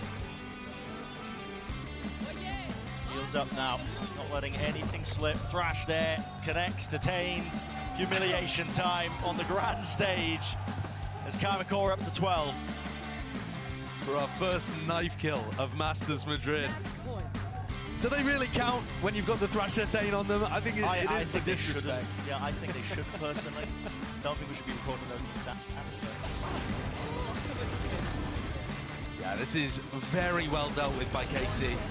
You can still see some moments where they're not quite anticipating what FPX are going to go for, but for the majority, they have got this on lock. The anticipation of Berlin's push at the beginning of that round and the way they executed was immaculate. They're looking for that punish again onto Tomaji. It's not there. Not gonna get it. Yeah, this time playing a little safer, doubling up with Magnum as well. KC 1 round away, 5 chances of converting. Keep it clean. It's gonna be their aim. Tucked to the corner, that's Life, avoiding the initial flash cross from the ropes. Accurate enough to win that fight out, but Dismiss towards the back now. Underneath rafters, plenty more players ready to try and fight in target-rich environment. Take your pick, take your time, son, because this is you lighting the world on fire. Live with the ace. Holy! And he's on his feet after that one too. If the KC players are trying to keep him rooted in that seat, they've well and truly failed in round 20. He's dropped 24 kills. I mean, he's the only player that's actually able to evade the way that KC are playing. He can get one, get out, and pick the most awkward timings through all of their utility. Springs out of his seat, almost knocking it off the stage. Feeling it, definitely feeling it. Back into the fight. Back into the action. Karman Corp, slow and steady. It's their approach to begin. You know how aggressively FPX are likely to play. They do have duelist players. Dash still available. Dismiss there if Life gets a kill. Some exit strategies, but look at this. I mean, they're just holding. 4, it's still Life claims it. He's on fire. Barely a shred of Narade poking out. Still manages to catch the headshot. Magnum's 1 away from having a massive ultimate, and they're sneaking around underneath them. Life goes for the re-clear. It's a Dizzy, still, it's traded. Magnum is there. 1 for the 2 there. Hang drops down, Dash is there. Martins finds it. Forwards now. After the lockdown, it's 2v2. This could be it to seal the map. What is going to be the answer from FPX? Walking out. Walking out, hoping that they can punish, but no. Just granted the kill. Berlin, the IGL, to 1v2. All on the line to keep his team in the map. Paranoia available. Smokes still there, wants to walk though, doubled up, they're dominating the position. If he chooses to just peek ever so slightly into it, there's going to be a shorty ready and waiting. More smoke used. Tap, force them out into the open. No easy fights, no easy exits. That is Karman Corp sealing it up. Nice and pretty for map number 1, 13-8. A bizarre opening to Masters Madrid, but it had some great moments. FPX 7 out of 8 of their rounds taken in a streak. Yeah, absolutely. Was going to send it to a short break on the other side of things. Of course, the continuation of the series don't go anywhere.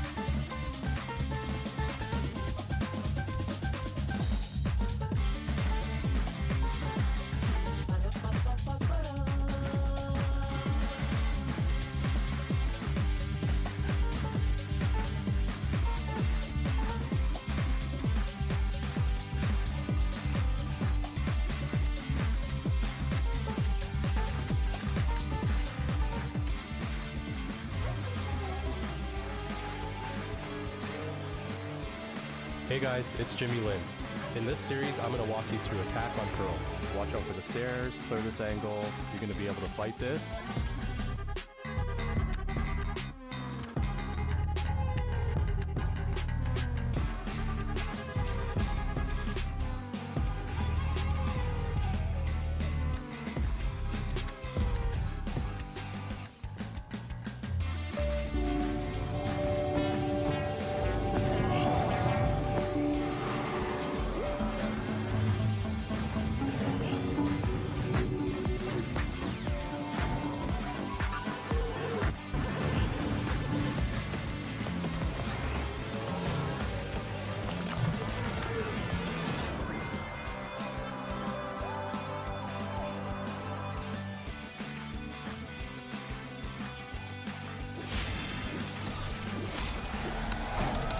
Red Bull gives you wings.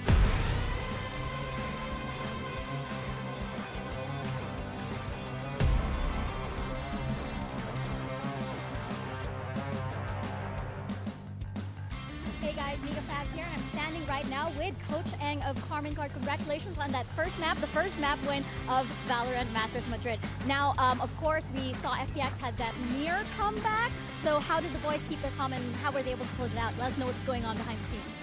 I'm not gonna lie, I didn't say anything, to be honest. I feel like we are ready, we prepared, and I know people don't understand, but FPX pretty decent team. They're really strong aimers, and yeah, it just I expected that they gonna shoot hard and hit hard. So yeah, it's kind of. But about us, yeah, I didn't say anything, to be honest. It's just all like props to our teams and Ewan and Ahmed. They prepared them also. The mentally wise, that's yeah, we are ready. So I don't know. I'm just happy we won. Full trust in the team, gotta love it. Let's hope that Karmine Corp can close it out in map 2.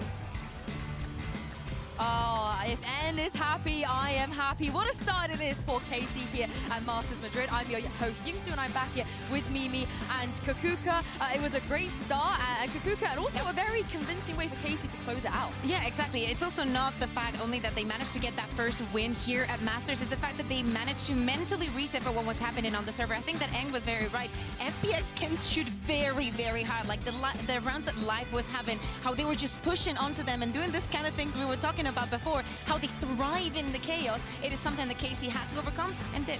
Yeah, they absolutely did. I think they looked really good in that second half with their game plan on how to shut down the aggression that even on the defense is being brought out by FPX. It's kind of hard to get that initial bit of space and punish people who have pushed up when you only have that Gecko, but I think they play around that one piece of utility, even though you can't combo it with another flash very well. For me, that second half was a showcase of just how strong KC's fundamentals are. Yeah, Mimi, let's take a look at round 18, because not many people can deal with K-Core's pressure, and unfortunately FPX couldn't do that either. Yeah, not many, including FPX in this game, like you say. But this round was pretty cool for me, the way that KC are scaling together into this site, and also I think it's a showcase of how FPX's comp really does show some weakness. Running no Senti on this map means that if you're hard Look at where Magnum is. rotates, which you kind of need to when you have this initiator comp where you're trying to set up those combos, you leave gaps like this, and Magnum was just taking advantage of this. Yeah, exactly. And if you combine it with a narrate that was extremely explosive and just going in for the kills, he said that he wanted to pick when he got to Madrid, so he's definitely doing so. And I love that we have this stats for him. We were talking about the versatility, the feeling comfortable, and I think that this was a perfect showing for him. It absolutely was. He said he was just gonna swing everyone at this event, maybe, and fine. you saw take the fine. Take the fine. He did swing in this one. I think that when KC is willing to, in the late rounds, take a little bit of that risk and let him go crazy when he's feeling it is really good and adds an extra dynamic to this team. I mean, this is the thing. He does this on Gecko. He will do this on Fade, as we see him later. Which version of Narrate do you guys think is the final boss of the Narrates? I really like his Gecko. I'm not a Gecko train yet, but I'm a big fan of It's so hard Gecko. to play Gecko solo initiator. Yes. He does it so well. Yeah, exactly. I think that he has a very good balance on how to support the team, how to go on those more aggressive plays, because he's the kind of player that can do it and will do it without shaking or having like second guesses. When we see him moving around the map and taking the right covers and making the right choices, everything is very well wired in his head. So I think that is why I like the Gecko, and also because he can just like do it. You have to do the voice. Too good. Wait, also... She's actually the voice actor. I am actually Carnalito. Yeah, can you please share that? Because I feel like it's a way better name than Wingman. Carnalito, yeah. It's not even the Spanish one. It's in Latin America. They call it little boy Carnalito. He's very cute. Carnalito. Carnalito. I vote that we only call him that from now on. I'm ready for it. Carnalito!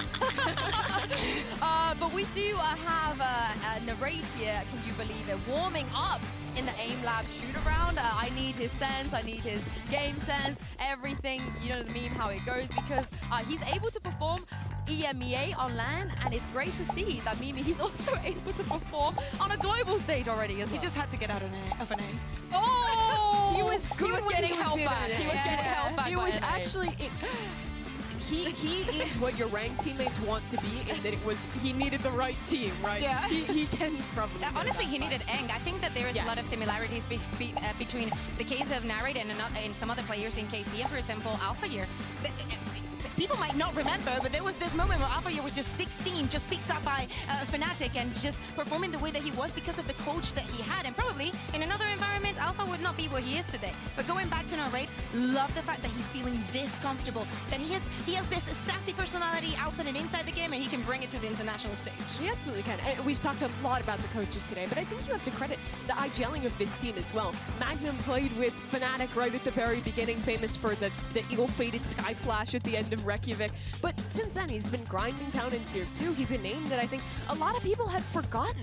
But now he comes back in with this KC roster and is absolutely a pivotal part of this system they built. We saw some great adaptation and mid-rounding on that map, and I think you can credit a lot of that to this guy, Magnum. Yeah, this is the thing. People people forget that he was never IGL before. He only started IGLing on this team. I also love a moment we had in EMEA where N called attack pause when they were like 11-1 up, and he did that a lot back in Gambit. And we asked him, "You're 11 up. Why are you calling attack pause?" And he's like, "Look, I want us to close out the game, and I heard Magnum make a call, and it was just the wrong call. I had to step in and be like, Magnum, look, I appreciate what you're doing, but you should not be doing that. You should be doing this." And he also said that as time went on, he's had to do that a lot less. His trust in Magnum has grown a lot over the kickoff period. And given the fact, I don't think they called a single timeout, right? I don't think. No, I mean that's what Eng was saying. Yeah, there we go. Right? He was hearing the right thing. Magnum must have been saying all of the right things. Many people might think, yeah, after you lose so many rounds in a row, why didn't you call a tech pause? Eng is hearing everything, and if he feels that the right calls are being made, and to every problem they're already thinking about to fix it for the next round, you don't really need to call that tech pause. Do you think that your team is going to be a little bit thrown off the game? You don't want to interfere too much. You think that first tech pause, attack pause was enough? Why do it again? I think you also have to remember that those pauses also give your opponent a chance to talk to your coach. I think we've heard from like Mini before that sometimes he wouldn't call pauses because he trusts his IGL more than the opponent's IGL. You were going to say talking about Fnatic. You were going to say he trusts the other coach more. I thought you were going to say that. No. But it is something to think about always, of like that trust in your IGL. Once you build it up, it means you can save those pauses for that perfect moment. And I mean, right now, I don't think that game ever fully got out of hand for KC. They started losing those 3-4 rounds in a row, but the last round they turn it back around, they fix it, and then go into the second half quite strong. Yeah, and he didn't need to talk to his players, but his players were giving it on the server. Take a look at this. There's some trash talk from the last guys. Smiles in her face. Oh, hey, play the game, play the game. So it's just Tomasi. Tomasi, by the way, another youngster. If you remember seeing him last year in Seoul, we had to do it. It was completely different, right? I think that the environment that they have created, how they're living everything on stage. Tomasi, over So I watched some of the Carmen Core vlogs this week. Did we get to Mewin from Martin already? Not yet? No. It will be there. I really thought we could go a long time without bringing that up here. No. Sorry, I'm kind of disappointed we haven't seen it yet. I'm disappointed in both of you, but what I'm not disappointed in is what I was saying with Tomezi being such a great emotional leader. But we're into the Agent Select here already. Carmen Core, we saw them play the Fnatic comp and beat Fnatic, but for FPX, this is one of those maps where they pull out the chamber bear.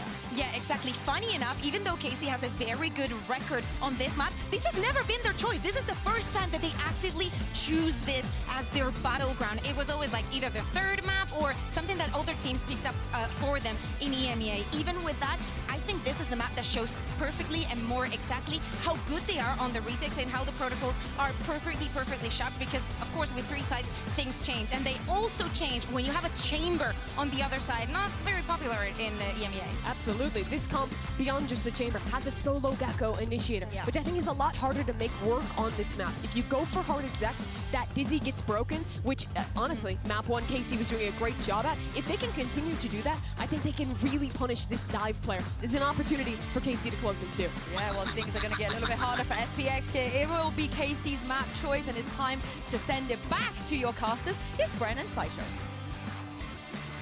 Thank you very much, guys. Yeah, let's get to it then. Map number 2. Karmine Corp versus FPX. I mean, listen, map 1 was an interesting one, to say the least. I mean, very streaky in terms of the rounds with Karmine Corp. You've got to expect, you know, these guys are phenomenal on Lotus. It's a map that they've taken, you know, many a strong team to. They look really primed in this map. They have a ton of great ideas. But now, you know, how are they going to be dealing with FPX, especially Life on the chamber? This guy has been a standout in the past, and now he's going to be looking to do a little bit more. There's smoke here. Horns dealt with, taken care of. TP back with a rendezvous, but, well, Lysol just trying to help out his teammate. Yeah, bit of a strange decision, actually, because Life already had the exit with the rendezvous. Just looking to try to find a timing. Now they're headed into Magnum's setup, where the turret is going to take contact. And this Viper wall, previously used by teams like Loud on this map, will allow KC a really nice C retake. See from Magnum setup here with an Nano Swarms. I mean, it's just to make sure they can cross past the wall, buys time for the rotates. So here now, the spike's going to be planted. Nice shot onto the target. The fight into the back of the side. They're not clearing the corner. Half clearance still. Autumn snaps it back around again. They want to really just take the fight in a battle straight to them, FPX. And not messing around. Shin, so much to do. Doubled up, stacked up. They give him a freebie. 3 kills now. The 1v2 and 17 health to do it.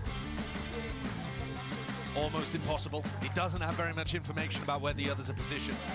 Life. The Sheriff just watching this smoke. Gonna put it down. Yeah, double set up there, high and low. And Karmine Corp quite ready there for the aggression, at least a second wave of things. Yeah, I mean, they kind of look like they were ready for the aggression, if anything. I mean, Narray is tucked into the corner, has his pick, should have been able to pick off Autumn. Oh, and that glance behind. And yeah, it's just the fact that Narray isn't able to hit the go shots to be able to pick up a couple of them there in that split second. But certainly, I mean, to your point, FPX pushing so deep. They were taking a fight against Shin and Spawn, basically. And if that's the adaptation that they use, going from map 1 to map 2, to keep trying to fight Karmine Corp at all times, never allow them to set up for the retakes, I think that's a very good strategic idea.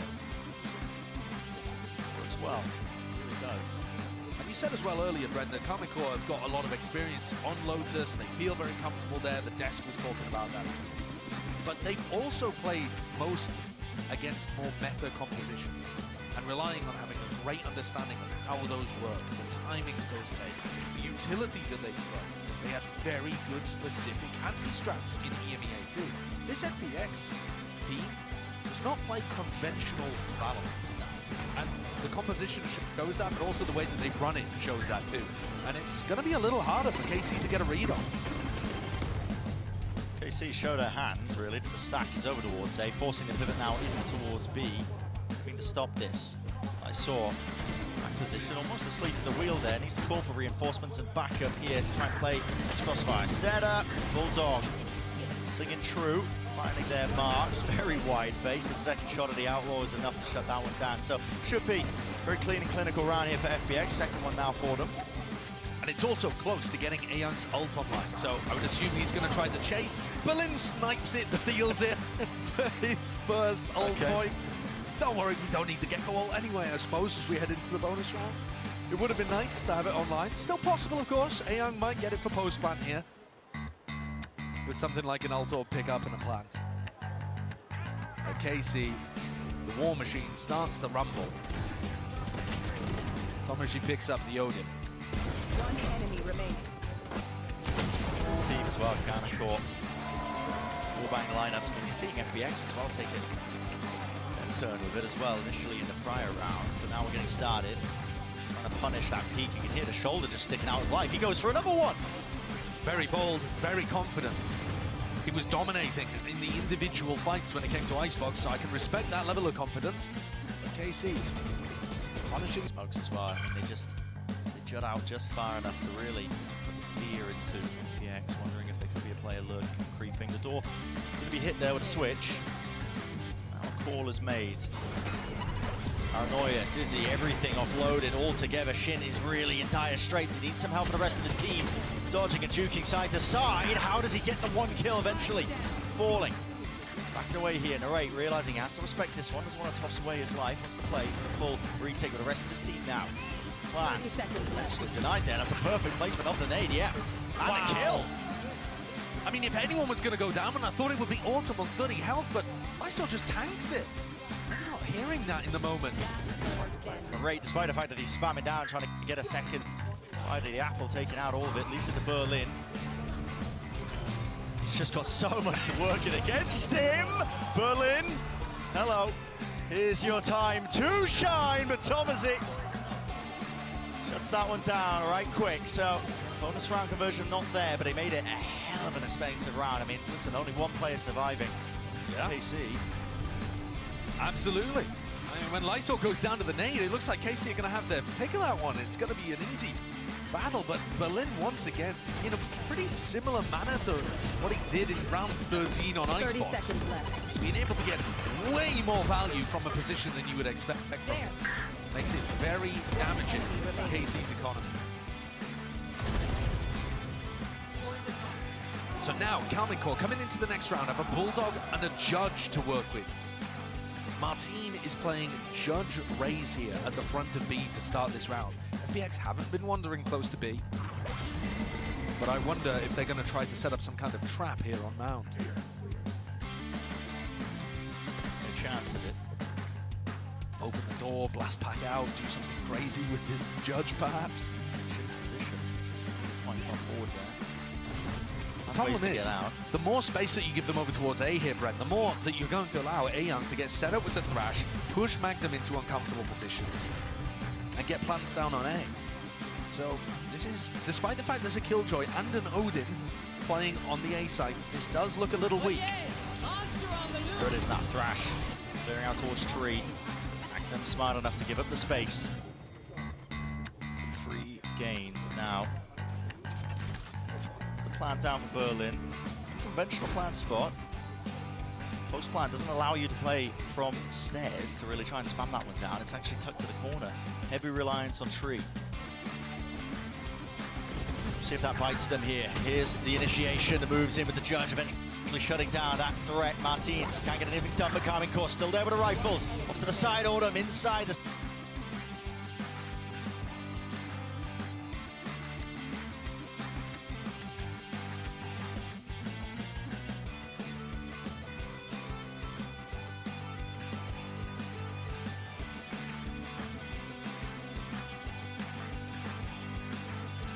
side the smoke. Narrate. Last player left standing. 1v2, maybe even second guessing himself, wondering if he gets another one, could be played, but no. Now making the smarter decision here, so saving a rifle, running away with it. So FPX up to a 3rd round. Yeah, getting themselves into a really nice position. The thing that catches Karmine Corp off guard there when they go for the retake are the unconventional swing timings from FPX. As soon as they hear the Paranoia double blast pack come out, FPX don't respect it, they swing into it. And that catches KC as they go to try to push off the back of the utility, taking gunfights at unfavorable timings. You'll see here Berlin just manages to catch this one. And you also have Autumn coming out through the smoke. Perfect timing to try to catch Martine in the back. The damage that they did on the bonus, capitalizing there, leading to a really nice beginning to this map from FPX. That's fantastic. Keep this one going as well. Listen, generate the ultimates, keep using them to just snowball your way forwards. I think the more rounds as well that FPX get, start accruing is that question you brought up earlier, you know. Karmine Corp, they've been playing against the metacomps. How do you deal with something that's a little bit less standard, especially against a team that plays a little bit less standard too? You know, FPX, we've been seeing them play. I mean, they don't shy away from a lot of individualistic plays. No, not at all. Shin tucked to the corner. Will he be taken out? Yeah, and dealt with. Winning the showstopper there against the weaker Bai. Yeah, so expensive, but starting to build up to, you know, a Viper's Pit for the next as well, so the ult cycle is still not in a terrible situation, even though they felt it necessary to invest that. They're in a great spot to be able to close this one out, too. The weaponry is not great on anyone other than Nare. Old Northern players down for the double face. Autumn, 3 in a row, might be looking for another one. There it is, with the 4th, so... With the classic of all things, too. Steadily building his way back up to his own ult that he just expended. 4-1 here. FPX might be starting to run away with it. Important round coming up now. Look at the economy. Karmine will be able to get some of those rifles online, but they don't have any big ultimates of their own, really. Yeah, I mean, okay, Martin's 1 away. Maybe if he gets a kill, get the showstopper too, but it's imperative, really, that they put a stop to FPX here. Especially if Lysor starts getting into position to pit on the site. Because we saw that on Icebox, that the pits and the more aggressive postline positions really messed with KC and the way that they wanted to approach things.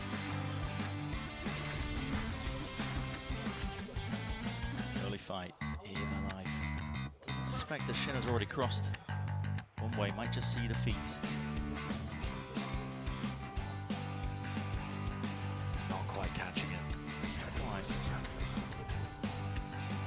Oh, has he got a glimmer of it there, perhaps? I don't think so. The boombot used from Autumn close to B main as Life forced to teleport away. Autumn has not quite cleared Thomas yet. Yeah, it was broken. It gave the indicator. It gave the indicator for Autumn. Great movement to be able to escape. Really heads up as well. Knowing that the boombot was cleared, he's expecting it. He's like, okay, potential there. Behind the box tucked. First kill for them. So 50 seconds now. Making the moves over towards the A site. Magnum is here, ready and waiting with the setup. That's the Nanostorm still. Paranoia goes wide. He's holding an off angle. This is really quite aggressive. And Autumn just offsets the movement ever so slightly enough. Flank around Shin. They weren't expecting that one with the TP, but he's only one man. What can he do? Paranoia glides TP in face. No way. No way. No way. Shin. That's monstrous. And Life, he's nowhere near. Sticking this one through. Where's the defuse, but not a clue. Still half on it. Live. Puts him to bed, puts him to rest. What a kill to end that! And what a play from Karmine Corp. An attempt to try to set that up. And timeout called. That was an enormous investment. I mean, the play that they went for there, Nightfall into the Omen ult. They had no idea that Shin was all the way back there. They had no audio cues. Paranoia, so they have no audio cue on this either. Shin was set up for success. And Life shut it down.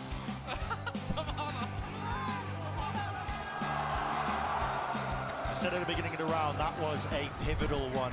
Economy going to be reset here for Karmine Corp. Instant timeout called. Yeah, this is now serious danger. KC unveiling one of their big ideas for how to go for a retake there, or at least to put pressure onto FPX as they were going for the plant. Using a really nice ult combo, still gets stuffed. And Autumn is currently sat 12-3, up at the top of the scoreboard for FPX. Finding so many good timings. His awareness in that round to be able to pick off Tomaji early on. In the previous round, to be able to catch Martin as he went for the double blast pack retake on A. Autumn has been playing wonderfully here. Pride of OCE. Stepping up here onto the big stage. And so many conversations about what do the communications look like within FPX, because Autumn isn't super comfortable with only speaking Chinese inside the team, so they're having to do a lot in English too. Is it worth it? Well, if he plays like this, it is. It definitely is. And Life, who was at the top of the scoreboard on Reyna, is still 6-1, barely been punished. Only that one time where he overstayed his welcome slightly on A.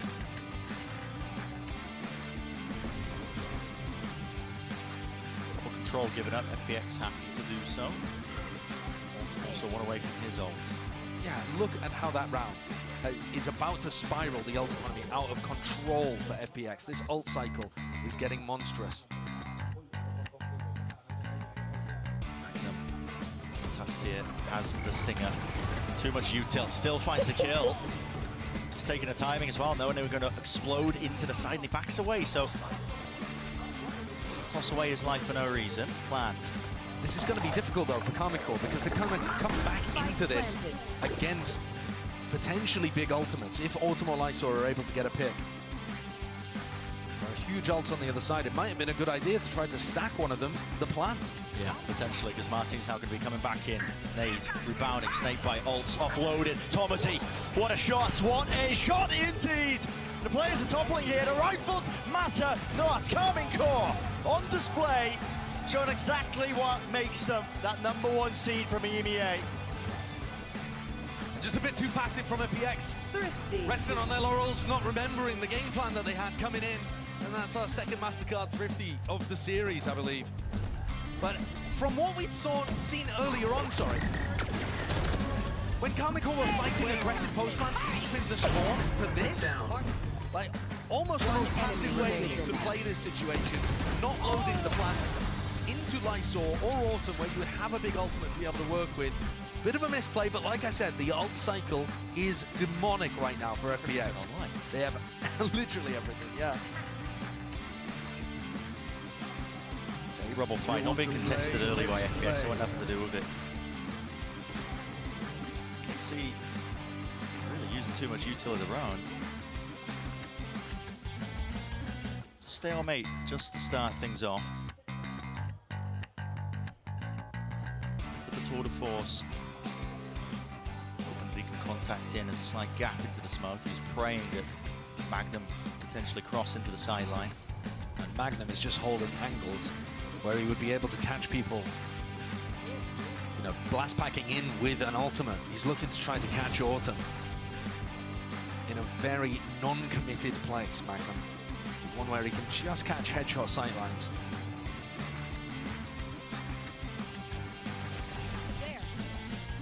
ISM flying out towards B. Narek's going to be calming this.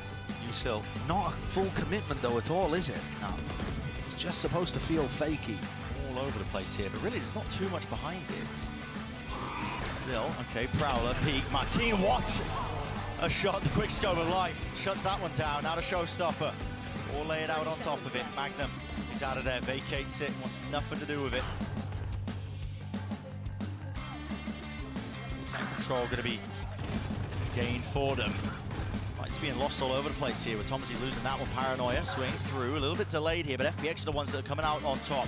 Kill feed, filling up with red, and that's all they're seeing right now, hunting for the kills. Magnum, lovely shot to the discipline. Shin setting the aim just enough, 1v2. Still choose to make a go of this.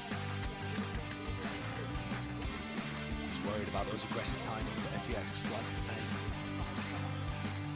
Fear in his heart, causing this to be a retake. Sorry, a save. Meaning that KC are in a hole right now. In a whole lot of trouble. FPX still with some big ultimates that they didn't feel incentivized to use there. We were watching that fight happening over towards the defender's side spawn. Actually, the big deaths happened in Waterfall. Yeah. Those are kills that I think either happened over the top of or through a smoke, and obviously that first pick is massive. But yeah, just as that smoke was about to bloom, it's a one-way actually from Berlin. That's so nice. Interesting ideas. Lovely idea. And not something that KC was set up to deal with. It is an attack-sided map from everything that we've seen. But FPX here are looking so much more successful than they did on Icebox.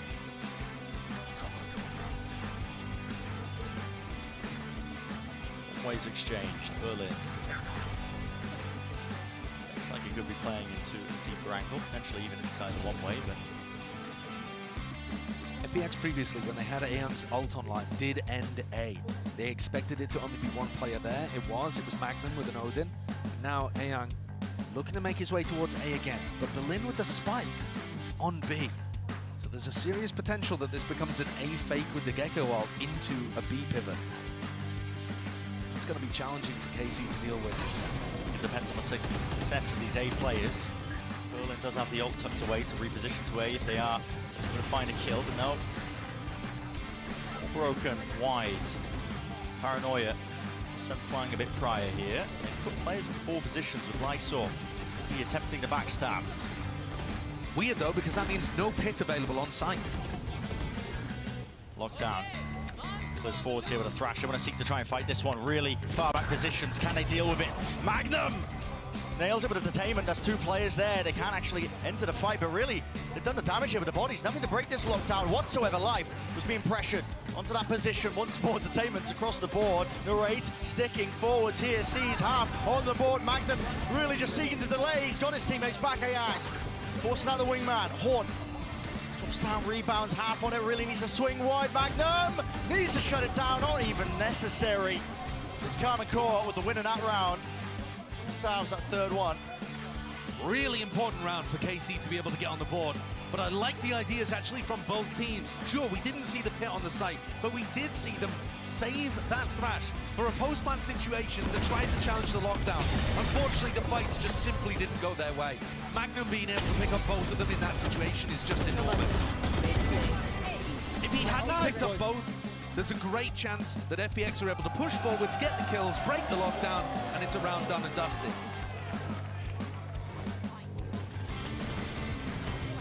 A lot of aggression out towards A-Rubble now. Well, okay. Deep Horn just tagging up there onto Lysor. Couldn't stand his ground there, and even Life traded. Taking out Paranoia to set that one up, jumping up into their face. Shots going wide. It's the weaker weapon, so it should just be an easy job finishing them up. Strenuous. There's a rifle gain here for Berlin. He doesn't have the spike. No, he was hoping to just TP himself out of there and doesn't win the fight out. So, real rapid one. Round 10. But now FPX rifles back on board. And this is where the ult cycle has declined a little bit here for the attack side team. But they haven't really been able to find use out of this pit. It's been the one big ultimate, actually, that they haven't used at any point. They're going to take a timeout here, discuss what the round game plan should be. I feel like the game plans have been good from FPX. Generally speaking, apart from that one round, round 7, I believe, where they just played a little too passively. For the rest of it, they've been up, aggressive in Karmine Corp's faces, forcing the duels, utilizing nice pieces of utility like the one-way on C, the Thrash to push the lockdown over towards B as well. Really proactive calls being made by an FPX team that, honestly, I thought were going to be riddled with these communication issues, you know, having to really translate twice, you know, Berlin having to talk and describe his game plans throughout. It led to the macro game of FPX looking a bit weak. I mean, Magnum pointed it out, we've said it many times now over the course of the series. But that hasn't really been the case. I mean, they have been rapid in terms of the way they've been pressing the issue, forcing KC to react to them. And it's been by hair's breadth, really, in terms of KC being able to win some of these rounds out. Maybe they can even it out, maybe they can make it 6-6 here. Timeout is being taken by FPX because they're feeling that struggle now to hold on and maintain this lead that they've gained. KC have also, I think, found it a little difficult to tell exactly where FPX have been moving around the map. Because they're playing quite far back, they push forward in like B main at the beginning of the rounds, that kind of thing. But generally speaking, Karmine Corp are taking a more passive approach to the defense, relying on those good retakes. That's giving FPX a lot to work with. Here we see KC start the round with 3, ready to play around A-Rubble. A very classic setup here on the defense. Just the one-way used. Berlin hoping they hear the sound cue of that one. Viper's Pit drop down through C. And Narrate actually saved all of his Fade utility. Didn't throw any for the Rubble fight at the beginning of the round. They're not worried about that area of the map. KC have maintained control of it at the start. And now you can see both teams saving a lot of their utility. They're expecting KC to play passive, and they're also not really fighting Rubble, so both teams coming into the mid-round here with tons to work with. Just conserving everything. Contact plays online. Re-clearance of Rubble is called. Snakebite and a nade combo is excellent, but no players ready to receive. Still, it gives them the space. Haunt really actually catching onto a few of these players. They're lucky to be alive, backing away. Meanwhile, out through B, that's a trade from Ayang, and even more so. Oh, that's wild. He's ripped away Narrate's head. And he's just swinging through an Nanoswarm there as well. He's opened the round up so wide for FPX. Looking to try to get another, and he does. Aeyang's been such a beast in this series so far. Hit drop down. Berlin's watching for it. You can hear it, the rumbling of the footsteps. That is 7-2-4. You're exactly right, Josh. I mean, Aeyang be the difference maker. Like I said, Nurek didn't use a Prowler, a Seize, a Haunt, whatever, at the start of the round. But he did Prowler B main, and he found out that there was a Lurker there. But he thought it was only one. Magnum is about to pull out his turret after killing Life there, because they are so convinced there would only be one B Lurker. They're getting caught off guard by the unconventional way that FPX are playing, and it creates moments like that, where KC have an assumption that is wrong, and it bites them in the ass.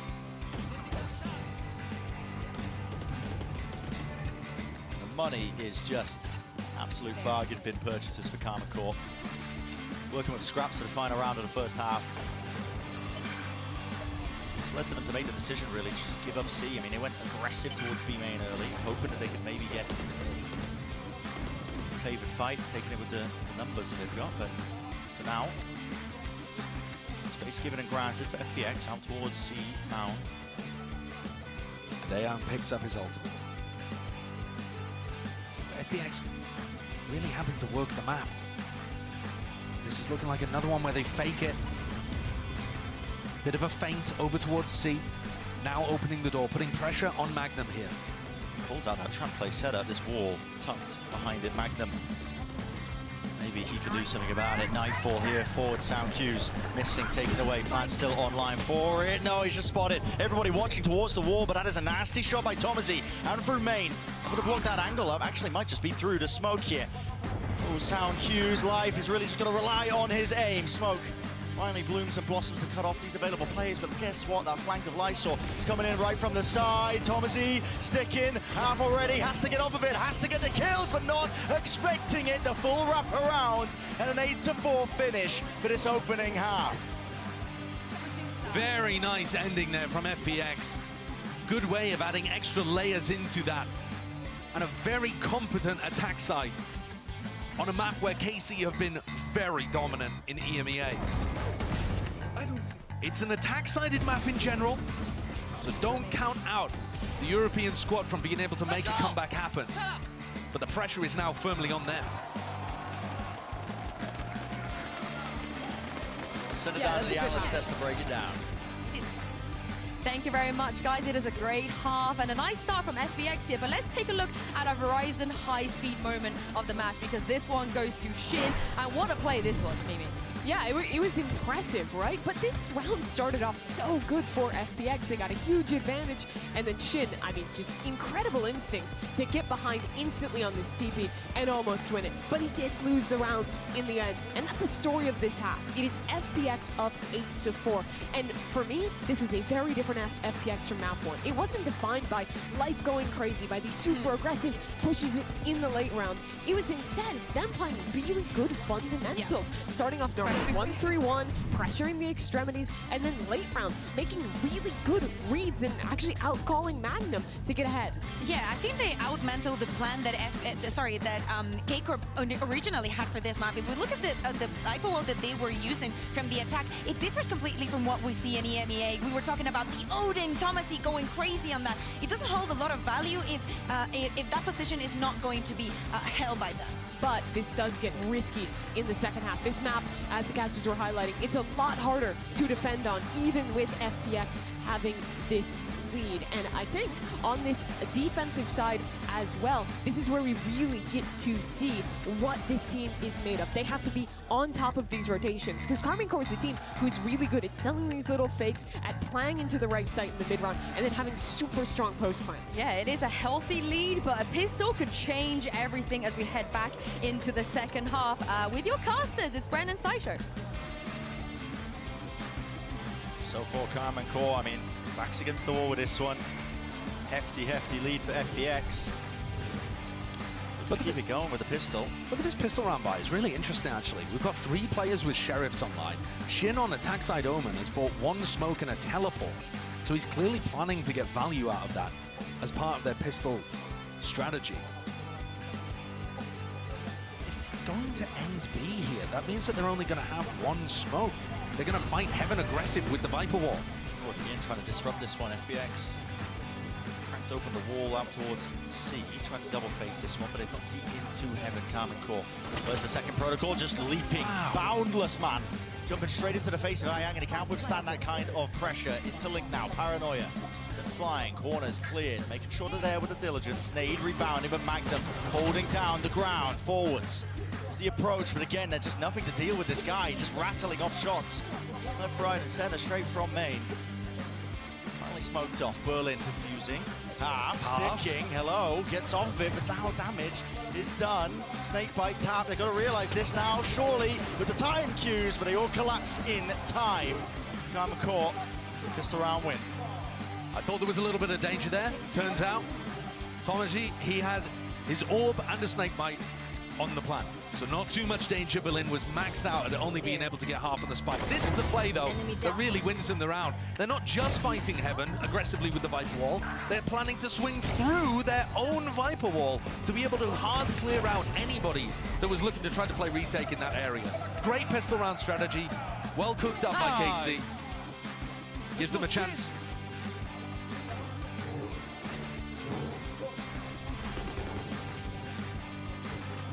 Still going to be expended here by KC. Some control towards a rubble, but a stack of 4 players going to be meeting them pound for pound. Yes, they don't have the weapons, but they do have the util. And look at that dizzy connection. Which way is the fight going to go? Paranoia blinded up. FPX could have gone in any direction, but eventually it's the Bulldogs that carried them through it. Yeah, after that initial wave of utility, got the first 2 kills for FPX. They just couldn't quite hold on. As soon as the KC players could see, they shot back. Life tries to make the play there, shut down. All down to Berlin. We've seen some outrageous situations from Berlin so far in this series. Managed to pick up a Bulldog. I think this would just be a little too much. He's gonna need a freebie. Well, haven't really been offering too many of them. An option though. Magnum's just dueling the corner out towards Link. Berlin making sure to clear everything before he starts the approach now. 1 smoke, 2 smokes. Freshly rejuvenated. He's found the timing past Magnum, but he's set up a crossfire. This triple setup is so strong. You just don't win it. There's too much to account for. Too much to account for. So, 3 players surviving here for Karmine Corp. 3 rifles to carry into the bonus. The Bermuda Triangle post-plant setup. You ain't getting out of that one. No, you can't do it. You can't do it. So yeah, this is going to be a fairly potent bonus round, but not the most that we've seen. There was a little bit of damage there. Also something to keep in mind, Autumn was 12-3 to begin this map. So you look at where he is on the scoreboard right now, he hasn't been doing too much since that absolutely electric beginning. Bit of a struggle. In order for the FPX to be able to close this out and take their 2nd map ever at a global event, you're going to need big players like Autumn or Life to really make sure that they can close this one out. Berlin trying to make the most of the Odin spam. Util is used just to set Shin up to a forward position through rubble. The 2nd wave is going to be used early on here. I mean, in 1:20. Now, Karmine Corp could look to try and go all the way back over towards A. Berlin.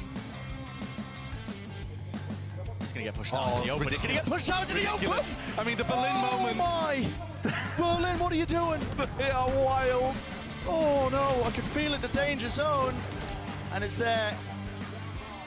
FPX now forced to try and do a lot more. Ayang out wide into the open. Lysor, he's found his straggler onto the opposite side of the map, but really the damage is done. Life has to make a go of it. Wall fades, no one accounting for it. Spike drop down, he's brought this into a 2 versus 2. Definite chances here for him. Serious opportunity for FPX to be able to recover this. Oh, that's a ton of damage onto Life, though. The Odin spam perfect, but he might have distracted for Lysor to find a timing. What about the backside? Shinny's just on top of the ropes, man. That's a bonkers play to go for. This post plant now gets so much more difficult. Lysor, how do you cut up these angles? How do you find the right fights? How do you isolate them? It's not Shin tucked up there. There was a player ready to swing. Him and Tomaji, dynamic duo. Should have been more dangerous than that, actually, for Karmine Corp. Shin somehow manages to make that one look easy by pushing with an Odin into Heaven. But it's the player on the other side. It's Shin's opposite, Berlin, who just threw the round away so early on. This is an anti-bonus. You have an economy advantage to clear the round out, and he just wanders out through the rotating door. It's the kind of play that you should never be going for. And I think he just got completely lost with what was occurring there. Didn't think that KC were committed to Rubble whatsoever. And we've seen a few moments from him throughout this series. He's matched the big round-winning plays with those kind of moments where he loses the plot a little bit. Certainly has. Interesting play by FPX here on their half-bar eco, whatever you want to call it. They throw a ton of utility at a Rubble, and they over-rotate immediately, so they have the stack. They're trying to force Karmacore right into them. They're going to get their wish granted. Martin can't see anything yet with the Phantom in his hands, making short work at him. Wide face, driving by. One player left standing, it's Autumn. Feels his position. To kill because of it. Really should not be any more danger in this. With the stack dodged, KC should be able to rely on their discipline to get them through this one. No problem. The time's an issue. Autumn's been stuffed into a corner. Has no idea that these two players are so close. He's getting bullied. Lunch money taken here. The high-low setup. Very good chance and opportunity. And so 8-8. And not only 8-8, Brent, Karmacore now actually favored in my opinion, because I talked about it on the attack side for FPX, the ult cycle is just monstrous. Look at what they're starting to get up to. Nightfall, Lockdown, available. Those are going to start to build up. The Pit and the Showstopper. This composition has so many tools to be able to chain stuff together on the attack side. One enemy remaining. And this now might be a little too late for FPX. They had their opportunities early on in this half to make it dangerous for KC. Round 15, round 16, getting that stack that you called out too, and yet weren't able to convert on them. Now they need some hero plays. Because if you just look at things, all things being even, an attack side map where KC is starting to get big ults online, with the quality of this team, FPX should be in the squeeze right now. So they are going to need somebody to step up. Timeout's called. So maybe just reining Berlin in a little bit might help. It hasn't been costing them too much, just that one round that just sticks out in my mind, of course, when he donated over the Odin. Yeah, but the thing is, if you have those round losing plays in big situations, they're actually worse than the round winning plays that you get in some other spots. And when we think back to Icebox, one of the worst parts for FPX was that they were only winning 43% of the time when they were up a player, when they were 5v4, when they got the first pick. I mean, speaks volumes, I think, about Karmacore's ability to turn situations like that, but also for FPX, I mean, that is... They were tossing some of those situations. It's pretty dire, isn't it, not being able to convert. With things like going for those mid-round reclears and trying to take possession of the round even though you were up players. It's a very risk-positive play style that FPX have, but they can bite them. This is where you gotta try to take the risks though, I think. You can't just sit back and allow KC's ults to come at you. Right for whole cacophony of util, used to try and clear out towards the C site. Shin's ult just being offloaded here, so... Yeah. Looking to try and put pressure on anybody who might be anchoring into the site. They would have been deafened. Shin might have been able to get huge value out of an ultimate there. But they're not overstepping themselves and overreaching. FPX are now going to be in a retake with life, opping, no ults to work with. And this lockdown. Precise time to be used here. Ults, util, paranoia, but it really doesn't do enough damage to clear this one out. So FPX forced to run away, tail between their legs. Yeah, the mosh, the nade, none of it finding value. Time now becoming an issue. Here comes the approach. Satchel's in, Dizzy's there, but Wingman follows it up, stunned up. Well, cosmetic in nature. FPX still. All here now. Shin, last one left. Having a defuse. Oh! They're watching for it. They knew he was there. Barely enough with the time. And what a retake from FPX. They hit the commit button and they won all of the aim duels. And they'd already used such big pieces of utility too. How did they win now when they're retaking them off? It's wild. I mean, look, no paranoia, no nade, no mosh. Just just being able to win the raw fights, particularly those kills against Martin and Tomáš there, being massive difference makers, head in hands for Zeish. That was a round that KC were expected to win and did not. Big ultimates used too. It's broken their ult cycle. What a time to do it for FPX. Same opener for Karmine Corp. Out towards C now. Lysor. That is the Snakebot going to be using. Wow, okay, just spamming straight through. That's one way to clear the pit. Maybe he can get it. At least Martin with a showstopper might have. And I say broken the ult cycle, but Martin being able to enter the showstopper, and Tomáš being able to get the pit online as well. They're fighting tooth and nail for this, making sure that they don't get pushed into an uncomfortable spot. Real uncomfortable though is the retake. How do you choose to take this one? Pit blocking off all the avenues out towards Waterfall. Thrash, might be the answer here for Ayang. Berlin can't work his way through that one way. A lot of util being used to try and push them back, but look at how difficult this is. I mean, you're just clearing one section of the ult attained. Did catch, I believe, the one clearing through. Need the that's at least with the fight. It's Magnum. Just dominating that one angle. Looks to really just step towards them now when he spots the final few players. Berlin's out of there. Oh, what a response from Karmine Corp. Kept it simple, used the ultimates, got themselves a round win, and that builds up the economic safety net that they have. Yeah.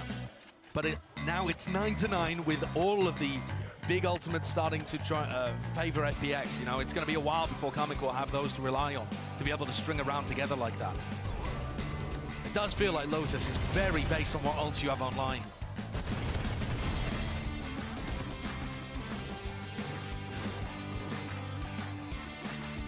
FPX, economy disadvantage.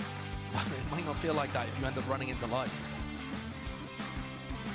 KC just looking like they want to focus on mount control into the C hit. It's the same hit over and over again.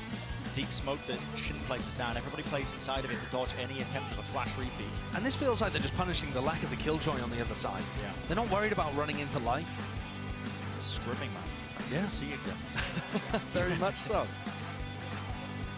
Autumn does have his ult. Needs to stay alive though. If he wants to use it in this, any chance of it. Tap. The rate. The spike. They are trying to force out at least some util, maybe the ult out of them. Now sticking and committing into it. Ground setup. Backing them away with the rifles here. Karmine Corp is quite passive position, just giving up basically the back section of the site. Does Autumn choose to ult? Down 4v5. Would be a crazy one. That's essentially a solo swing there from Lysor. Not really set up for it. Life onto the flank. Lambot notifying the team of his position. There's not too many more pieces left for FPX to do anything about it. And these last two rounds have been just what the doctor ordered for KC. It was looking on a nice edge that it could spiral out of control, and instead they've kept it so clean, only that one round going the way of FPX. And at this point, FPX are going to have to try to come up with a different way of holding on to C. You look at how Karmine Corp are taking mount control at the start of the round. Shin throws a smoke, they get a teleport into the smoke, they have double faces in case anybody's playing aggressive. They can use Fade utility there as well, Prowler when they get in. It's all very rigorous. Look, there's the smoke that you can see. Martin's inside of it instantly. They can swing out this in a variety of directions, avoid any dizzy. If there's a paranoia, they can hide inside the smoke. You know, creates that little safe beacon, safe haven for them to play around. But they haven't neutralized the danger on the opposite side of the map. Yeah, looking for a re-clear here. This Kylo setup. Safety, at least for some of the players. Now Swarm got to respect that one. Berlin dropping down. Nightfall now being used to clear. In the midst of all of this chaos, Berlin, man, he was setting up another one-way smoke. Still with the rifle traded. Shin, push that one away from him. 50 seconds left. Quite efficient. The attack side around here for Karmine Corp. Plenty of time left if they want to take a pivot. But the problem is, the more the time ticks, the more Autumn's ultimate becomes a game changer. You do not want to get in a situation where you're trying to exec with only 25 seconds left and there's a showstopper on the other side. KC hoping that any stack over towards C would have been dismantled at this point because of all of that rubble pressure. feels like they're going to be pivoting into a B, A to B almost, with them opening the door up, but high-low. Instead, everybody out towards C, and the players, they're running away, but they hear it, jumping around. Autumn, he's popped off the old high-low setup, not expecting it. The rate's already there. Dizzy, avoided, but no, just catching onto him. 15 seconds left, has to deal with this player. He's got the spike in his hands, no teammates, nowhere near at all. He's got to try and force his fight out. The Ray wins it. There's 8 no way. seconds. He's got to get this plant down. And it's being covered, surely no spam, he does. An extension into the round. Monstrous from the Ray. He's 22-11 in the map so far, and trying to win this round almost on his own, waiting for the cavalry to arrive. Horn spotting it, avoiding it. Bullets hailing down onto him, but his head just peeking out and over. No, Ray can't be stopped, man. It's just disgusting. The Des was talking about, do you like his Gecko more? Do you like his fade? Nurey is out here dumpstering people. No matter what he plays. Playing like this flex initiator role. Sometimes we'll see him on Duelist, and you can see why when you look at this guy's talent. So many duels here that weren't favored, where it looked like an FPX player had caught him. Oh, Marshall. Marshall, can you look at me? Oh my god. Yeah, Shin's happy about that one. This time Karmine Corp setting the sights over towards A. And the push out C from FPX, they knew they had to change something up. And now Magnum's got the read on it. All right, so they were aggressive on C, let's try and push it into A fast. What is that? Spun through, catch onto Berlin. Didn't stand a chance there. They catch the C push, yeah, Magnum is watching for it, knowing that. Another duel though, where Lysor could have found the timing. And instead, the Karmine Corp player comes out on top, readjusting the aim. It's fallen to pieces. Ayang makes a good go of it there. Puts away 2 of them, but not enough to withstand the pressure. All the players there now. Deep push from Live, his last one left. Hold up, rotations, players. Oh, it's a timing game, it's a timing game! Shin's seen the barrel, he's seen the barrel, and he takes care of him. 12 rounds, now game for Karmine Corp. 1 step closer to taking the series entirely.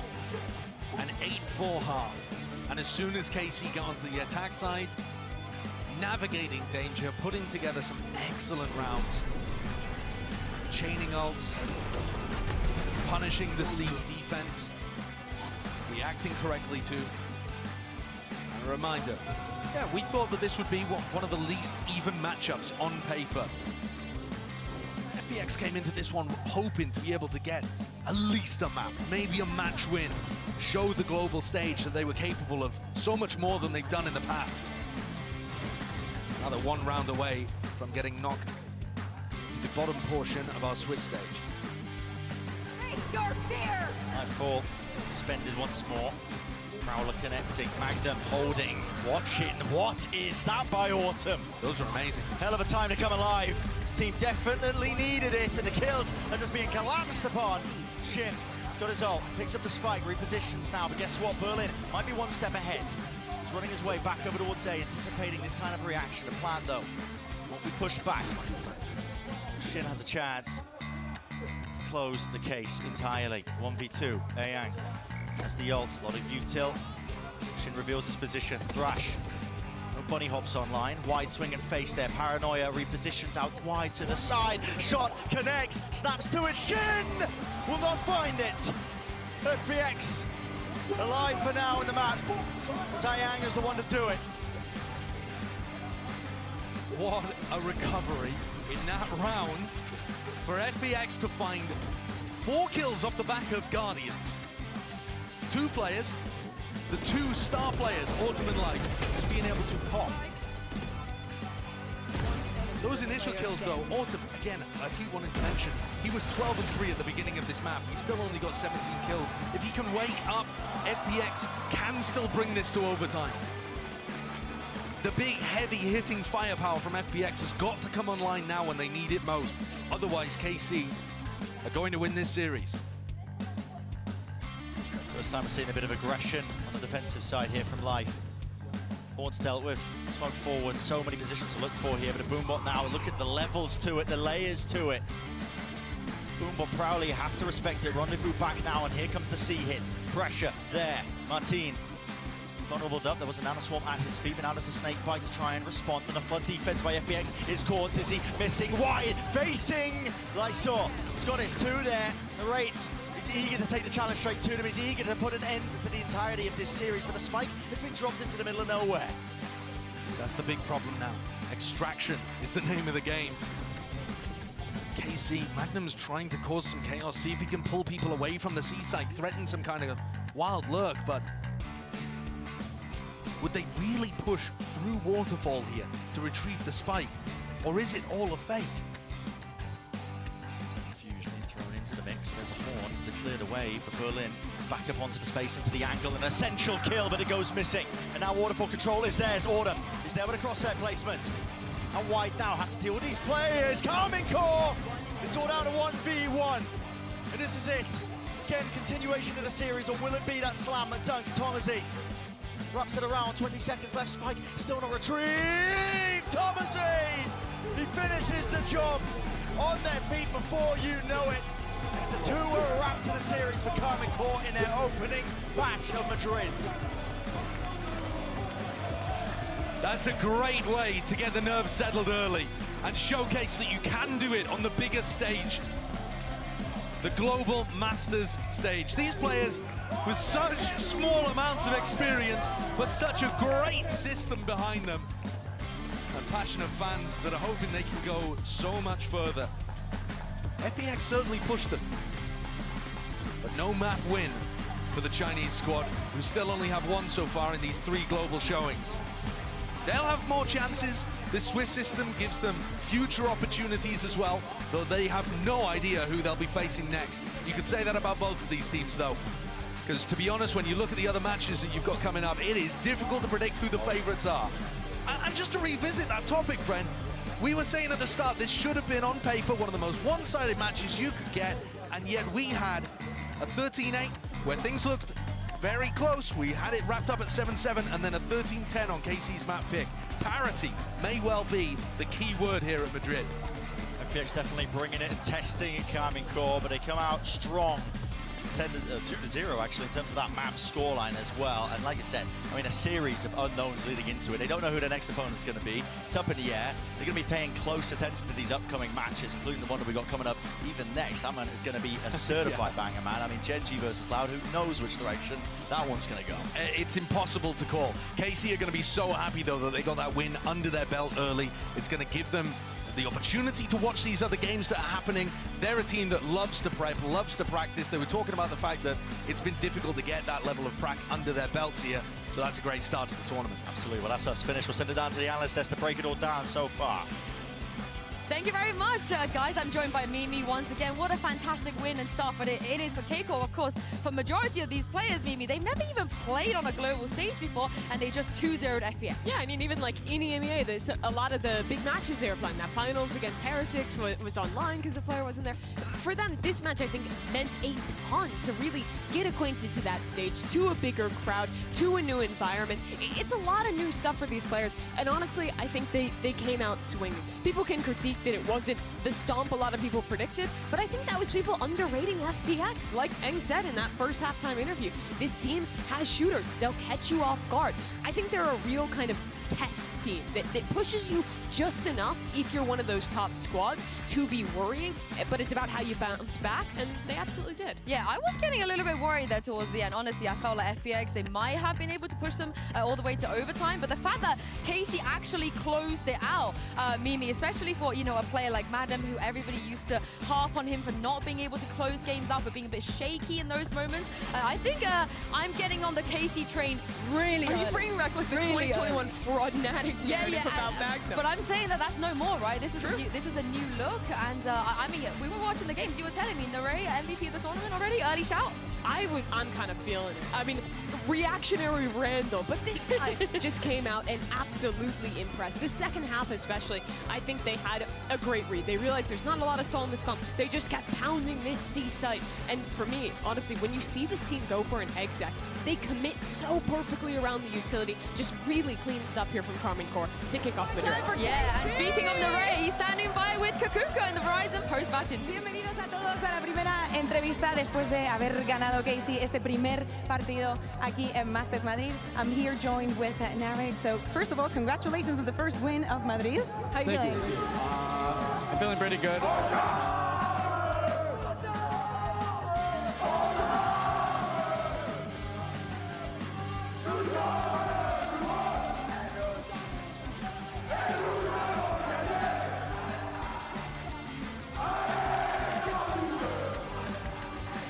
Okay. Let's try, okay? Buy the KC bundle. Thank you very much, guys. I mean, the crowd has been amazing, so thank you very much. Now back into the interview and the actual questions. First of all, how do you think this team has been different from everything that you've seen in EMEA? How the preparation has been different to, adapt into a Chinese team? Well, obviously we have, like same thing with every team in this competition, we have a lot of info on them. So it's not really any different from any other team we played. I would say that they're really good at like making really good individual plays. Just absolutely, if you make any mistake, they will punish the fuck out of you.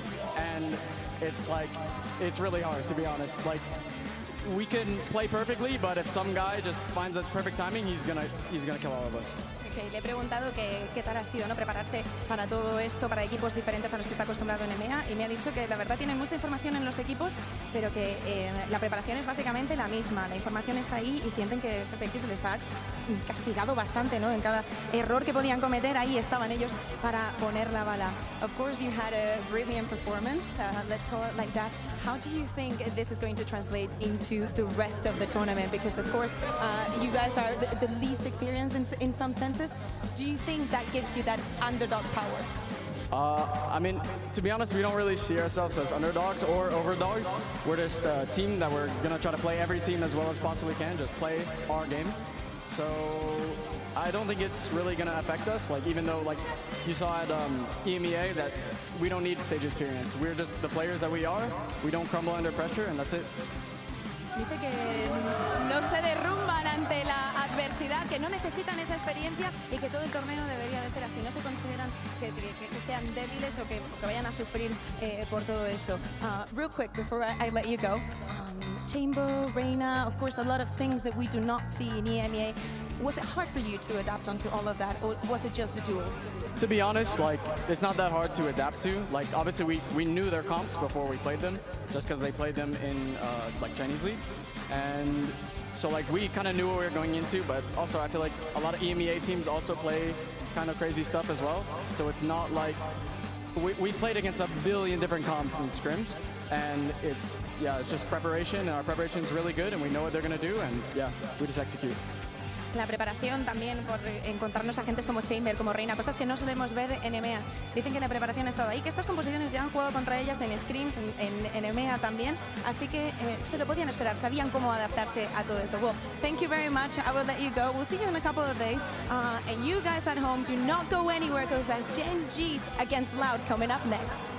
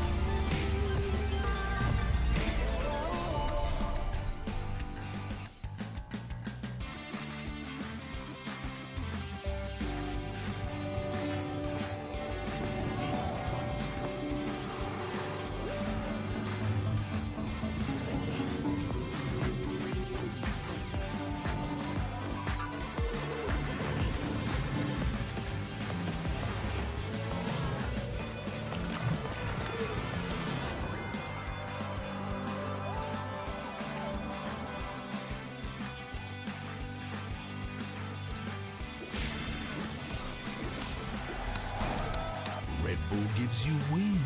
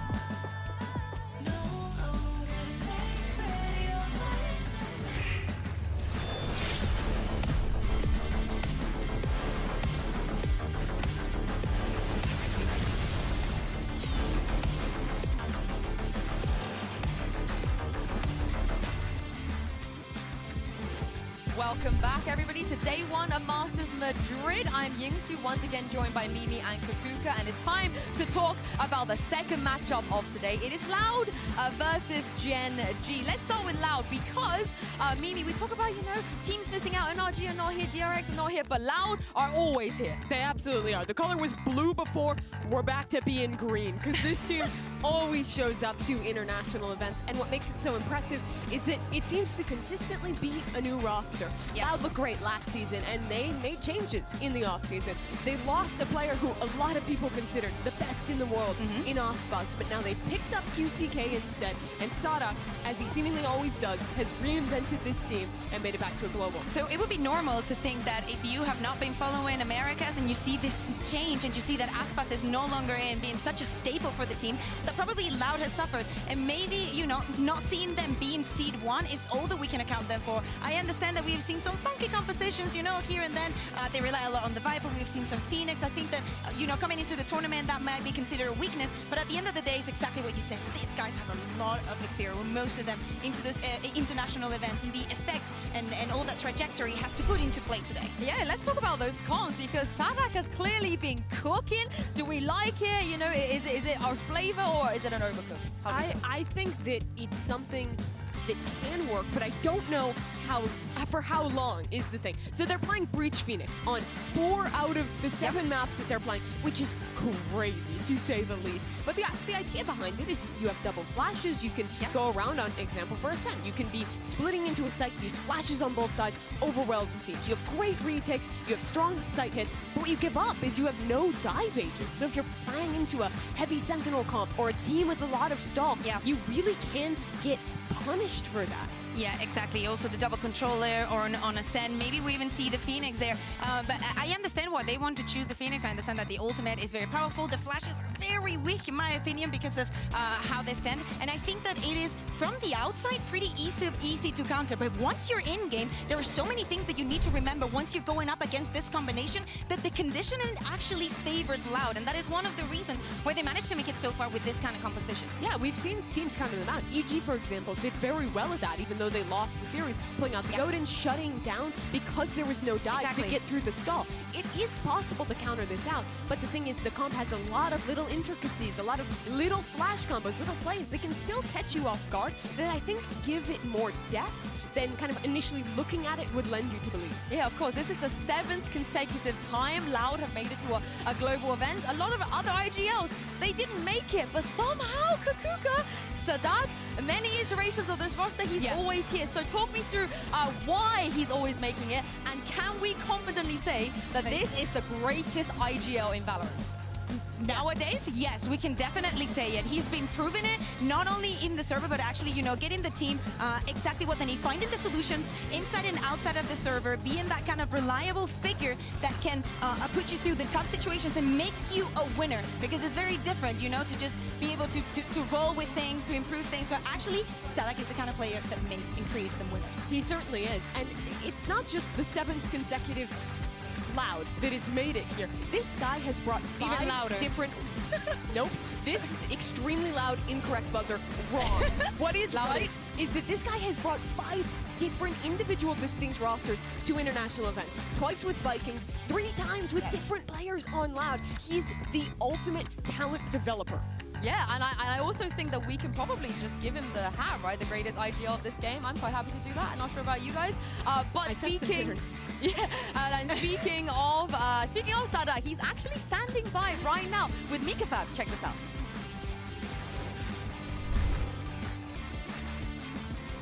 Hey Sadak, can we pull you in for just a really quick question? I apologize, you have to drag your bag over here as well. So this is the third variation of this team, and you consistently keep making it to global events. I mean, how do you keep doing this? I think it comes down to us having fun. I have great teammates, so it's kind of easy when you have amazing people around you to do amazing things. So yeah, pretty much it. Well, excited to see you guys have fun out there. Good luck. I mean, they must be having fun playing some of these comps as well. But what's in the suitcase? What do you think? His strats. Yeah? All of them? Yeah, it's like the nuclear football he carries around. He has it's Aspas, just in case. I don't think they'll need him. I don't think they'll need him. Because with QCK coming in, I feel like he's adopted the way of Loud very nicely. I mean, we have a quote from him as well. He was talking a little bit about how he felt about Gen G. He said, I know that Gen G is one that's been showing a good game. They qualified by winning against a very strong team. This is a team that I'm looking at as a threat. The thing is, the QCK kind of adopted the Loud way, but it's not the Loud with Osboss way. He's not Osboss. He doesn't play the Jet every map. He's not an incredible, perfect dive player in the same way Osboss was. He's instead flexing around, playing the Phoenix. He's fitting into Sadok's system, and for that reason, this does feel like a very different Loud than the one we talked about last year. Yeah, exactly. I think that this is another reason that makes Loud the team that, you know, a lot of people support and love. It's the fact that if you change these pieces, you can see a new version, but it is still a version that works, and they're not just fixated into, for example, Paper Rex being crazy, just playing the crazy comps being extra aggressive. No, with Loud you can see very different iterations and they still make it work. So it makes it, in time, difficult to adapt and play against them. Yeah, Loud, very familiar team here on the global stage. But today, Kakuka, they're going to go up against what I would say epitomizes the surprise element we've seen in the regional leagues. How did Gen G get here? Well, basically, they beat DRX to qualify here, and it's been a very long time. Who did they beat in the finals? Just some small team, right? Yeah, just a small team. You might know it. Something about Paper. Oh, Paper and Dinosaurs. Dinosaur, yeah, Paper. Paper people rise up. Paper people rise up. No, but Gen G, I mean, insane that they made it here after what, only being shown at Lock-In last year. Yeah, exactly. So that is the thing. First of all, we were surprised when you look at the global news and you're like, oh my god, DRX is not making it. And when you dive into how and why Gen G managed to make it here, how the individuals play within this roster, Lakia also back into this international stage that is going to welcome him with open arms. There is many reasons to believe that Gen G is the threat, and especially after what we heard of Scrimbugs, that they're winning everything out here. It is a team to fear. Allegedly, the streets have spoken, and Gen G hasn't lost Scrim since coming to Spain. Which they said it themselves, right? Yeah, they said it themselves. Reliable narrator, myself. But it is possible that they have, because they were so good in Pacific. If I were to define the way this team plays, it's just doing the basic stuff incredibly well. They're mostly playing old default comps, the good honest Valorant stuff, but they execute on it incredibly well. Their synergy is great. They're very good at adapting, and then they also just have players who, 3 of their 5 players seem like they were having life tournaments in kickoff. Yeah, exactly. One of those players is the ultimate rookie, I feel like, coming into this. And let's send it back over to Mikafab, who's with Karen. Hey Karen, can we pull you for a quick question? Pacific's Golden Rookie. So this is your first Masters event. This is your first global event. How do you feel going up against the former world champions in Loud? I wasn't playing when they won champs. Oh! You gotta love that answer. You gotta love that answer.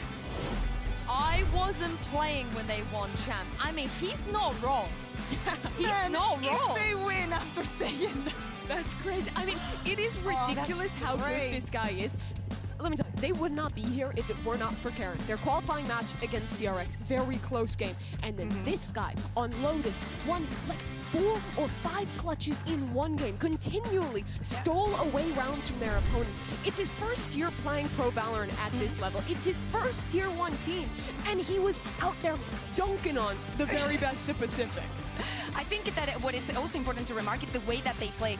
You were mentioning, Mimi, the standard compositions, and actually a very standardized and different way from what it's usually played in Pacific. And when we think about, you know, the it's probably the perfection version of DRX that they've been trying to achieve for years, but actually didn't make it. This Gen.G has done it. And the fact that they can win against PaperX, remember, the PaperX that, you know, they might sound crazy, they might run these funky things, but they always make it far and deep into tournaments. Do not forget about that. So if they are able to interpone, to just be better with the playing standard, it means that they master what they do. Yeah, my question is, where does Karin compare to the other rookies? Because there's some great rookies. We just saw Narrate, Mimi. Do you think he's going to be up there in that kind of caliber? I absolutely do think he is. I think that the performance he showed in Pacific looked as good as Narrate. The thing is, how do you rate between those two international leagues? Because I think we have seen the level of Pacific to some extent not be up to what it was last year. PaperX not playing to the same level, they've said it themselves. DRX not even making it here, whereas I think we saw a lot of teams leveling up in EMEA. But I don't think that means he's going to come to an international event and not play well. I think he can keep this up. The question is, if it's at the same utterly ludicrous level that it was in their last two series in Pacific, I think that's a lot harder to achieve. But honestly, I don't think that we cannot, you know, expect him to do super well. Also because of the rest of the players that he has on the team. You have the Munchkin, you have Texture. I mean, Texture finally on a team where he can just play it, the role he wants to play. He's just on Jet and he's great. Yeah, exactly. So it is very simple to, even if today he doesn't have the performance of a lifetime, I think that we have to be fair with them and do not expect every rookie's debut on a big stage to be like Narrate's. I expect every rookie's debut on a big stage to be like Narrate. Well, yeah, me too. I expected him not to lie to me, and he I did, agree. So. I mean, we talk about rookies, right? I mean, at least with the players like Narrate, he played in Americas. You know, we had yeah, but Miniboo again coming through tier 2. But Karin, officials-wise, only has 17 officials ever. Sadak has 46 global games. Not just global. Just globally. And if you tally up his time in America, yes. Like, so this is insanity, the kind of rookie going up against, you know, the old guard we're talking about. But is this going to be the one that settles it? So if Sadak wins today, are we still believing, you know, the old guard, they're here? Or if Gen.G wins, is it time? Maybe time's moving on? I think we also need to think about solos. Yeah, I like it. I think that, you know, we were mentioning all the upsets and surprises that we have throughout the year. This could be a major one, probably one that is not in many people's votes for this match. But I think that we also need to think about what I was saying, solo, joining the team, having that experience, and maybe changing things up and giving this team a different identity. Sure. We have to be fair and talk about all the coaches that we think make the difference. And I think after seeing them today on stage, maybe we can draw some conclusions about it. To answer your question, though, Sue, I think that I haven't moved on, but I think the world has moved on. Valorant has moved past the old guard, the old teams. That's why so many of them didn't make it here. The teams, though, that are still here with those IGLs who have been here since day one, who have been grinding, that's the proof of the pudding that those are the cream of the crop, which Sadak has already proved in event after event. However, that's not to say that if Gen.G plays great today, that's not more faith that there is so much talent out there in younger players. Because I mean, how many times do we have to see that? We've seen it with KC, we've seen it with this team domestically, we've seen it with like half the teams here having rookies debuting. I mean, the interesting thing is, you know, we talk about how Karin wasn't there when Loud won the championship, but if we want to cast our eyes back to old, not just old guard, but like old guard, Lakia was there. Yeah. Lakia was here from the beginning. He's like the oldest guard. Yeah, but are we counting him as like the old guard, or are we counting him as a new blood? I think that it also says a lot about him that he is able to adapt into, you know, newer times and just playing with the youth, right? So I don't count him as old guard. I count him as old guard. He was there before Sadak was there, I feel like. No, he actually was. He was there before Mimi was born. No, honestly, when the last time we saw Lakia at a global event, DRX was still Vision Strikers. That's not even like a troll, like that's just what it was. Yeah. And they also didn't qualify to a global all the way back then. That was when Lakia was on New Turn. I mean, so much has changed since this guy last showed at a global. Yeah, and what are we expecting from him then? Are we expecting him to come out and have that experience and have a stable performance perhaps? Consistency. That's it. Like you say, Lakia is a steady player. He's always good at the initiator. He has good initiator utility. He sets up his teammates well. He also brings the level of experience that I think will help to to kind of keep the rookies stable out there. Totally. For those of them that this is like their biggest match, their biggest debut. Yeah, and I think we have to dwell a bit more into that initiation. We know from what the teams have been playing and how the meta is reshaping that initiators, just because there's less and less every time, how important it is what you do with the information, how you gather the information. And I think that having someone like Lakia with all that experience is probably what this team needed, and probably one of the keys to their success. I do want to talk about Loud again for a second, and I want to just take my moment to go crazy about Les, because for my money, coming into this tournament, he looks like the best player in the world. Like, just straight up. I think so. He Les looks like 2023.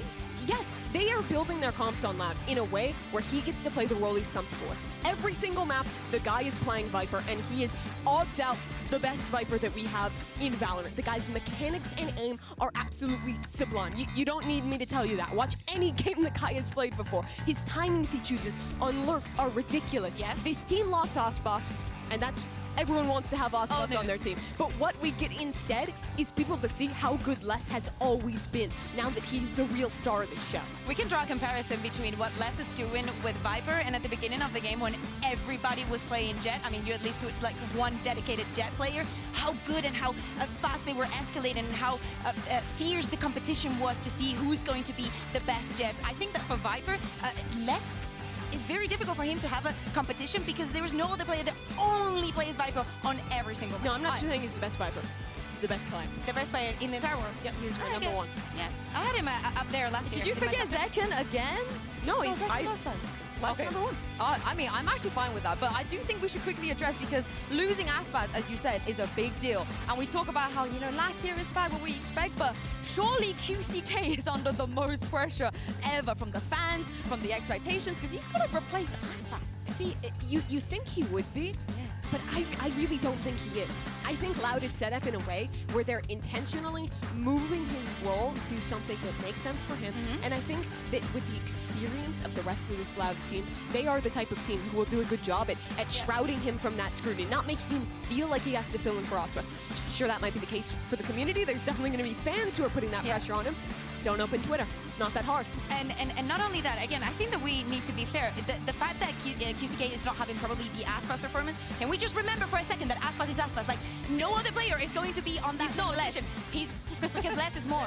But seriously, I think that this tournament could be literally like eye-opening for many people, and probably big in his own development, because we cannot expect someone to just arrive in here and be Aspas number 2. You don't need that. Yeah, absolutely, and that's why Loud have reset themselves. That's why they're a new Loud. Loud was Loud before Aspas, back when it was a different team, but now they're back to it again. They actually never were Loud without Aspas, but it was Sadak. But it was loud, and it was kind of loud. But they were loud, but they weren't loud. Okay, we have Loud, we have some old guard, we also have the old guard. But we don't have the guard. In Lakia, we don't have the guard, but we do have map select. So let's find out where our teams will be headed for this best of 3. All right, welcome to match 2, map select, presented by Omen. We will go ahead and jump in. Genji, you are the higher seed. Would you like Team A or Team B? We Team B. Team B. So Loud, you will be Team A, and we will start with your first ban. We ban Lotus. Lotus, your ban? No, we ban Sunset. Sunset. And map number 1 from Loud. Icebox. Icebox. Side on Icebox.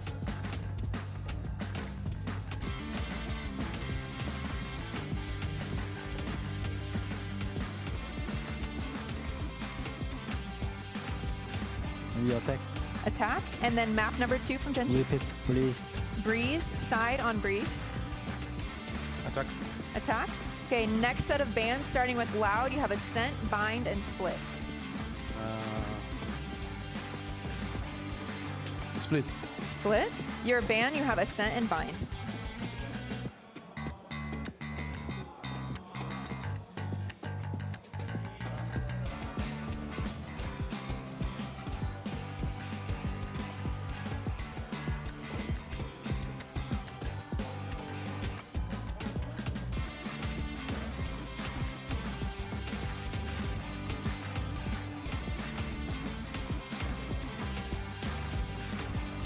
Ban Bind.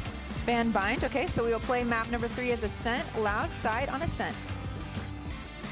Defense. All right, good luck to you both. Thank you.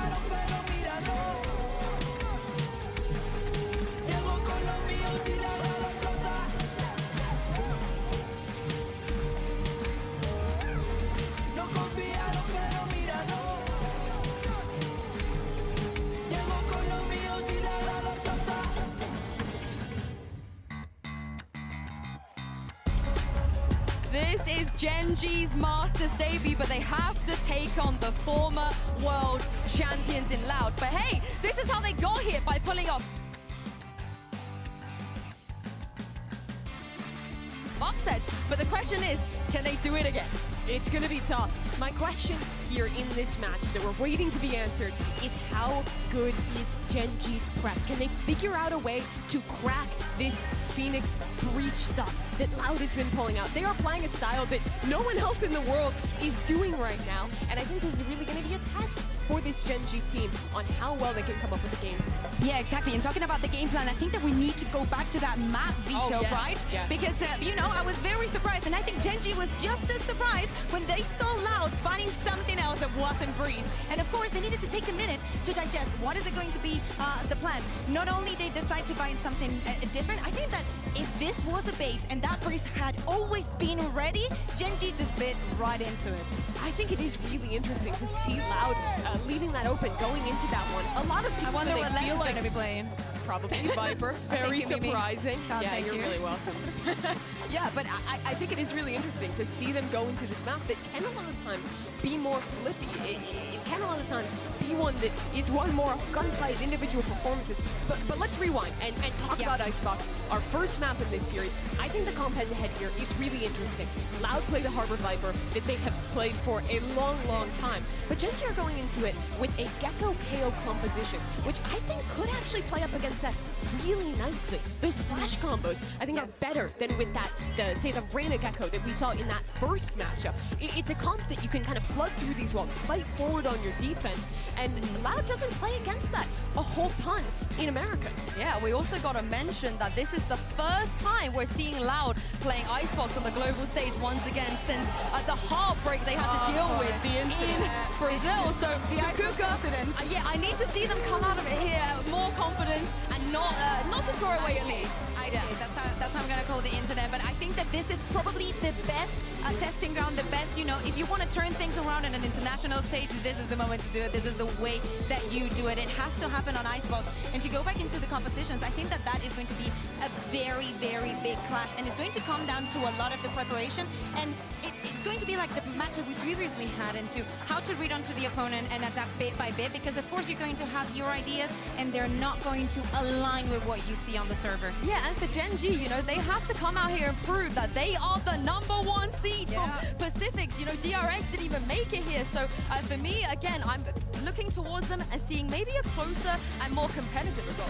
Yeah, absolutely. And for Loud, I mean, we talked about this as a team that deals with pressure well because of the experience. But I think they definitely will want to prove themselves that losing that final to Sentinels was just an upset, that they still are the kings of the region. They've never had a moment, be it back in Brazil or once it came together into the Americas League, where Loud wasn't the best team coming from their home region. This is a rarity for this squad. Yeah, exactly. They have a lot to prove, not only today, but throughout the rest of the tournament. They know that the world is watching, but we also know that most of the teams, by getting those reps into kickoff, they actually developed a lot more into how to read their opponents and how to overcome every single problem that they see on the stage. Now, I don't know if Loud has had enough. In my opinion, I think they needed a bit more.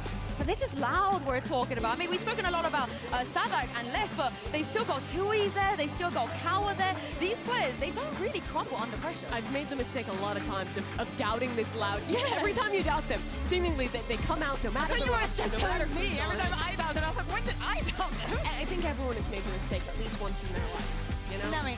Oh, not you? No, You've never doubted Who like can tell you, when they were playing against Fnatic, I literally went and take a shower, and then suddenly Fnatic just won. Well, let's talk about this Agent Slay here. You guys have mentioned it already, and this is what we're gonna see. Yeah, exactly. But when we were talking about Loud, no, still having the Sova that probably has lost a little bit of his effect, I think that maybe when you combo it with the Harbor, you can have a little bit more of that sectioning and actually getting the exact information that you want. But I am a huge fan of Gecko, and especially with KO here, I think it can have the right edge onto how to Gen G can win this one. On this attacking side, Gen.G is going to be really willing to fight forward, especially on their B hits, flashing through, taking space in Snowman. I'm looking to see how well Loud can contain that aggression and play up against these flash combos, because their strength does come into those light rounds, into the retakes when you have this super oppressive double controller utility to work back in. Yeah, and also we don't know what we're going to get on Breeze either, so I can't wait to jump into this map. We talked about the old guard, the new guard. Let's send it over to some new kids on the block, eh? How do you guys feel about Pansy and Hype? Oh, it feels good to have you back, Michael. How you doing? Yeah, it's good to be back. Yeah, missed it? Short little stint vacation. Love that for you. But you have a great matchup to come back to here. What a delight. To start on Icebox as well. I mean, some really interesting points from the desk.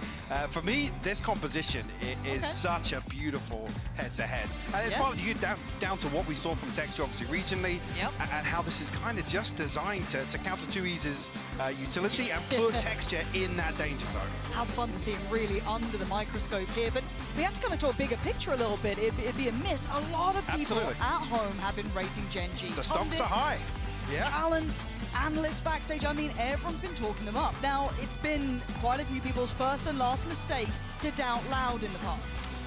Am I wrong to still put so much faith in Loud here? I don't know where I sit. I'm kind of with you. I haven't bought in fully to Gen.G, but I think this matchup is the one that could potentially validate a lot of that hype. If they can come out here, even, I mean, dare I say, in a loss, put up a good performance. No, I think you're right. I think it is just kind of how do they look? What does Gen.G look like on that international stage, which is what this is all about. Does it translate well? Have they got what they need? We know that Loud can do that. They've got, you know, the previous reps. So there's a little tick in that box for me. But beyond that, we wait and see how they look, because it's not like they've been flawless throughout their regular season. A lot of doubts have crept into people's minds. But we digress. As the round does begin, of course, that will mean the Gen.G are on the attack. Loud on the defending side, and actually we've got a triple walk up middle. Must be Munchkin's duty to try and deal with it, at least note it early enough, but the plant's going to come through. The attention is there from mid as well, so Gaoanzine doing well to dismantle Munchkin and open up the options of pinching the side. But I like what Gen.G are doing, focusing a little bit of that pressure towards CT. Yeah, taking some space elsewhere, getting themselves set up ahead of now coming back through. But Sadak found two here for free onto Texture, and actually potentially getting a third, but Karen there to shut it down. Less with the response, but the fuse already coming through here, Lauren. The beautiful cleanup from Loud. In the blink of an eye, Gen.G unable to really convert that space into anything, any sort of security there over the site. And you've got to say Sadak was the big proponent of that, right? The one who kind of cracked back through, dealt with that site pressure. It felt like he was really just lucky at kind of taking that CT space in the end. He kind of fell a little short when it was only him doing it. And as I said, you lose so much of the presence on the site itself. But again, explosive start for Loud here. That's a nice way to shake off any sort of doubts. You're like, all right, we got a good little beginning. Buyback here, though, for Gen.G coming in on the Stingers. Yeah, interesting to see what the plan's going to be. Well, I'm just going to run it down towards A site here, stacked up outside. Some bodies in position here for Loud. So we've got 2E's just with the Ghost. Gaoanzine does have the Bulldog, so there's a little bit of backbone to it, and less as well. So actually pretty well equipped for this. But those Stingers could be a surprise coming out from this. Once they get into Maze, yeah. Yeah, I want to see how close they can get until the penny drops, right? And it's going to be about now. Texture going to note it, 1-for-1 trade out, less on the back line. Dealing with luck here, but now this is the problem, right? Can they still control this? Can Gen.G break into securing this deeper part of sight? There's so many bodies here. Well, in fact, they actually have been able to maintain control. 2E's going to find one with a Ghost. ETL will fall, and there's two left to find here. So unfortunately, well, Munchkin does find one at range there. I was going to say, now that it actually slows down, Gen.G in a tricky position. Karen has actually got himself a Bulldog here. And he's been one of the players to watch, right? I know a lot of people talk about Texture, but Karen's mechanical capabilities off the charts. Not going to get it this time, though. Sadak again, just kind of adding that little full stop to the round. No threats in the end. They do recover the Bulldogs that were maybe brought into question, but they're fine. They're back in hand, and they weather the storm. And Gen.G, that Stinger bite, where'd you rate it on this? I mean, again, if they're able to convert that into getting a little deeper on site here, once this utility kind of fades out, and Loud have these open sight lines, that's where the Stingers then become a little more difficult. Once you're still stuck ahead of site, nobody's in nest, nobody can really pressure towards spawn or towards heaven. Stingers feel a little flat at that point. For sure. Now we're going to have the Sheriff round coming out. Again, beyond this, I'm just looking for the game to almost settle in. The tempo is very high right now, very brawly. They're both willing to challenge. I want to see if Gen.G do tempo pace at all, or if they continue along this sort of trajectory. this round not really going to be the highest indicator of it, but it's a good time to test, isn't it? You look across, see what Meteor's up to, see what he's finding out, what can he maybe derive from these sort of setups that Loud are playing. Can they pull these rotations? Where's the space? Kaozi maybe spotted 2 or 3 members. Gen.G there. Happy to give up the space. But Sanak actually almost catching the cross back here, so Loud with a very good read on Gen.G's reposition here. Meteor find anything on the other end. A very, very lax hold towards B, putting QCK in a position here, but delivers on the first. Munchkin will fall. Yeah, he's not backing away yet. He's still good for another. Yeah, decides to fall away from Yellow. That's not particularly a problem. He's still got the KJ utility to support him. You've still got Sadak controlling middle. The one thing I'll say is that Meteor's got some good info here. This might have to then be an adjustment for the round following, but if they've noticed the deep setup coming out from the KJ, rather than maybe keeping more of an attentive look towards tunnel. Any more damage to be had here? Lakia with a good attempt. No connection. Now just carry on. 1v4. Spike could not be further away and Comfy for less. A clean start here for Loud, a 3-0 scoreline. Gen.G toying with a little bit of investment here to maybe try and catch them off guard. Any ults nearby? It's really on the brink for Gen.G. A couple of ultimates on the brink though for Loud. Kaozi, one of the Hunter's Fury. Lockdown next in line after that. Need to see a response here from Gen.G though, because credit's starting to stack on the side of Loud. Themselves very comfortable. QCK looking like he wants to go for the operator too. Considering the options, I mean, he was up to 7k. And he has every right to fancy his chances, but again, very different setup. Hard to get a bit of a beat on what Loud are up to, and it looks like Munchkin right off the rip wants to take space. Sadak has to respond, respect that he can't do this alone, because again, look at where they were pressured, where they were looking at the start. Sadak just waiting. He's got the support now. Pulling Kaozi, Tui's as well towards CT. So they've responded. I don't think that knife was going to really locate much. Clearing close, so they know that Yellow is the next step. They're not a massive towel on the back of that. So he's still going to take the space here. Loud happy to concede. Doesn't really seem like there's any pressure point here for Gen.G to try and exploit. Now, looking for that late mid presence, right? Meteor maybe starting to drift that way, but Sadak will be watching it. Whether or not he can win the fight, yet to be seen. Looks like the deep flash is being set up. Anyone going to try and utilize that? There's the high flash going in, and Sadak does find Lakia, but that's not the mid lurk. Texture breakthrough towards CT, and he looks to secure some space. But again, remember, roll your mind back. The pressure on the site was too much before for Gen.G to handle, and once again, from a similar position, less punishing. It was Sadak before, it's less now, and his Texture with a world of trouble.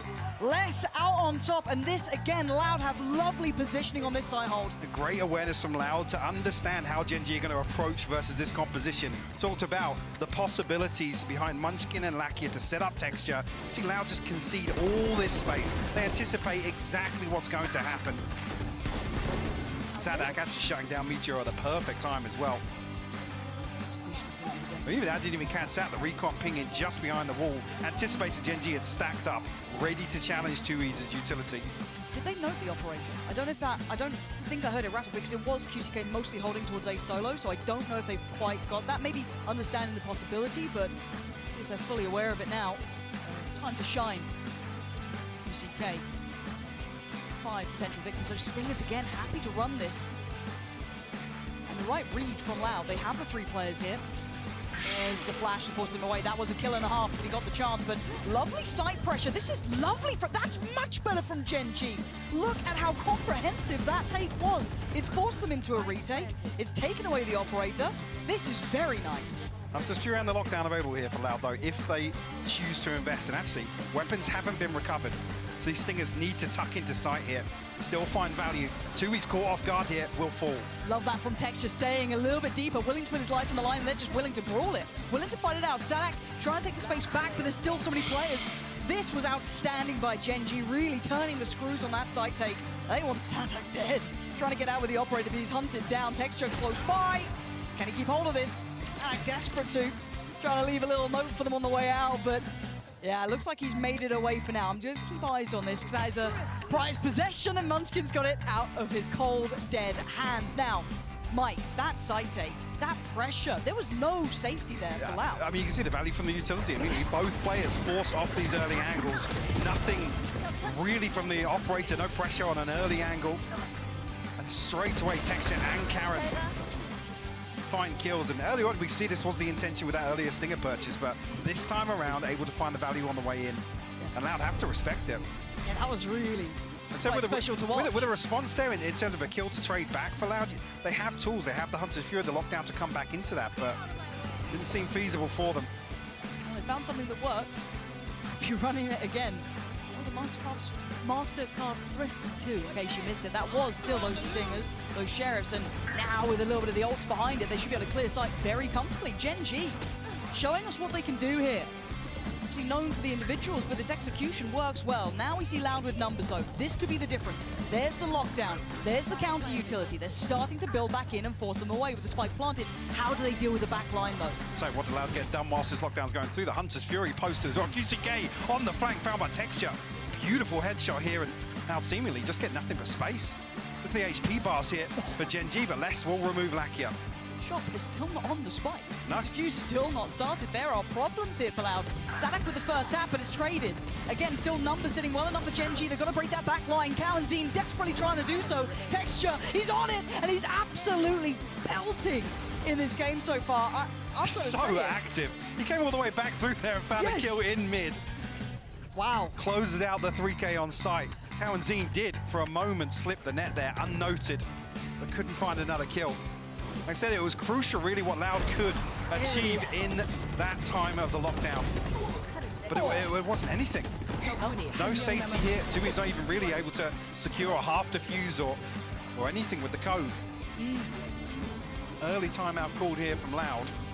Probably the right choice, because, I mean, they've been presented something that they don't have a solution to yet, and that was with a Thrifty Hunter's Fury and a lockdown. Yeah. That was meant to be the one where you think, oh, okay, well, the last one they caught off guard,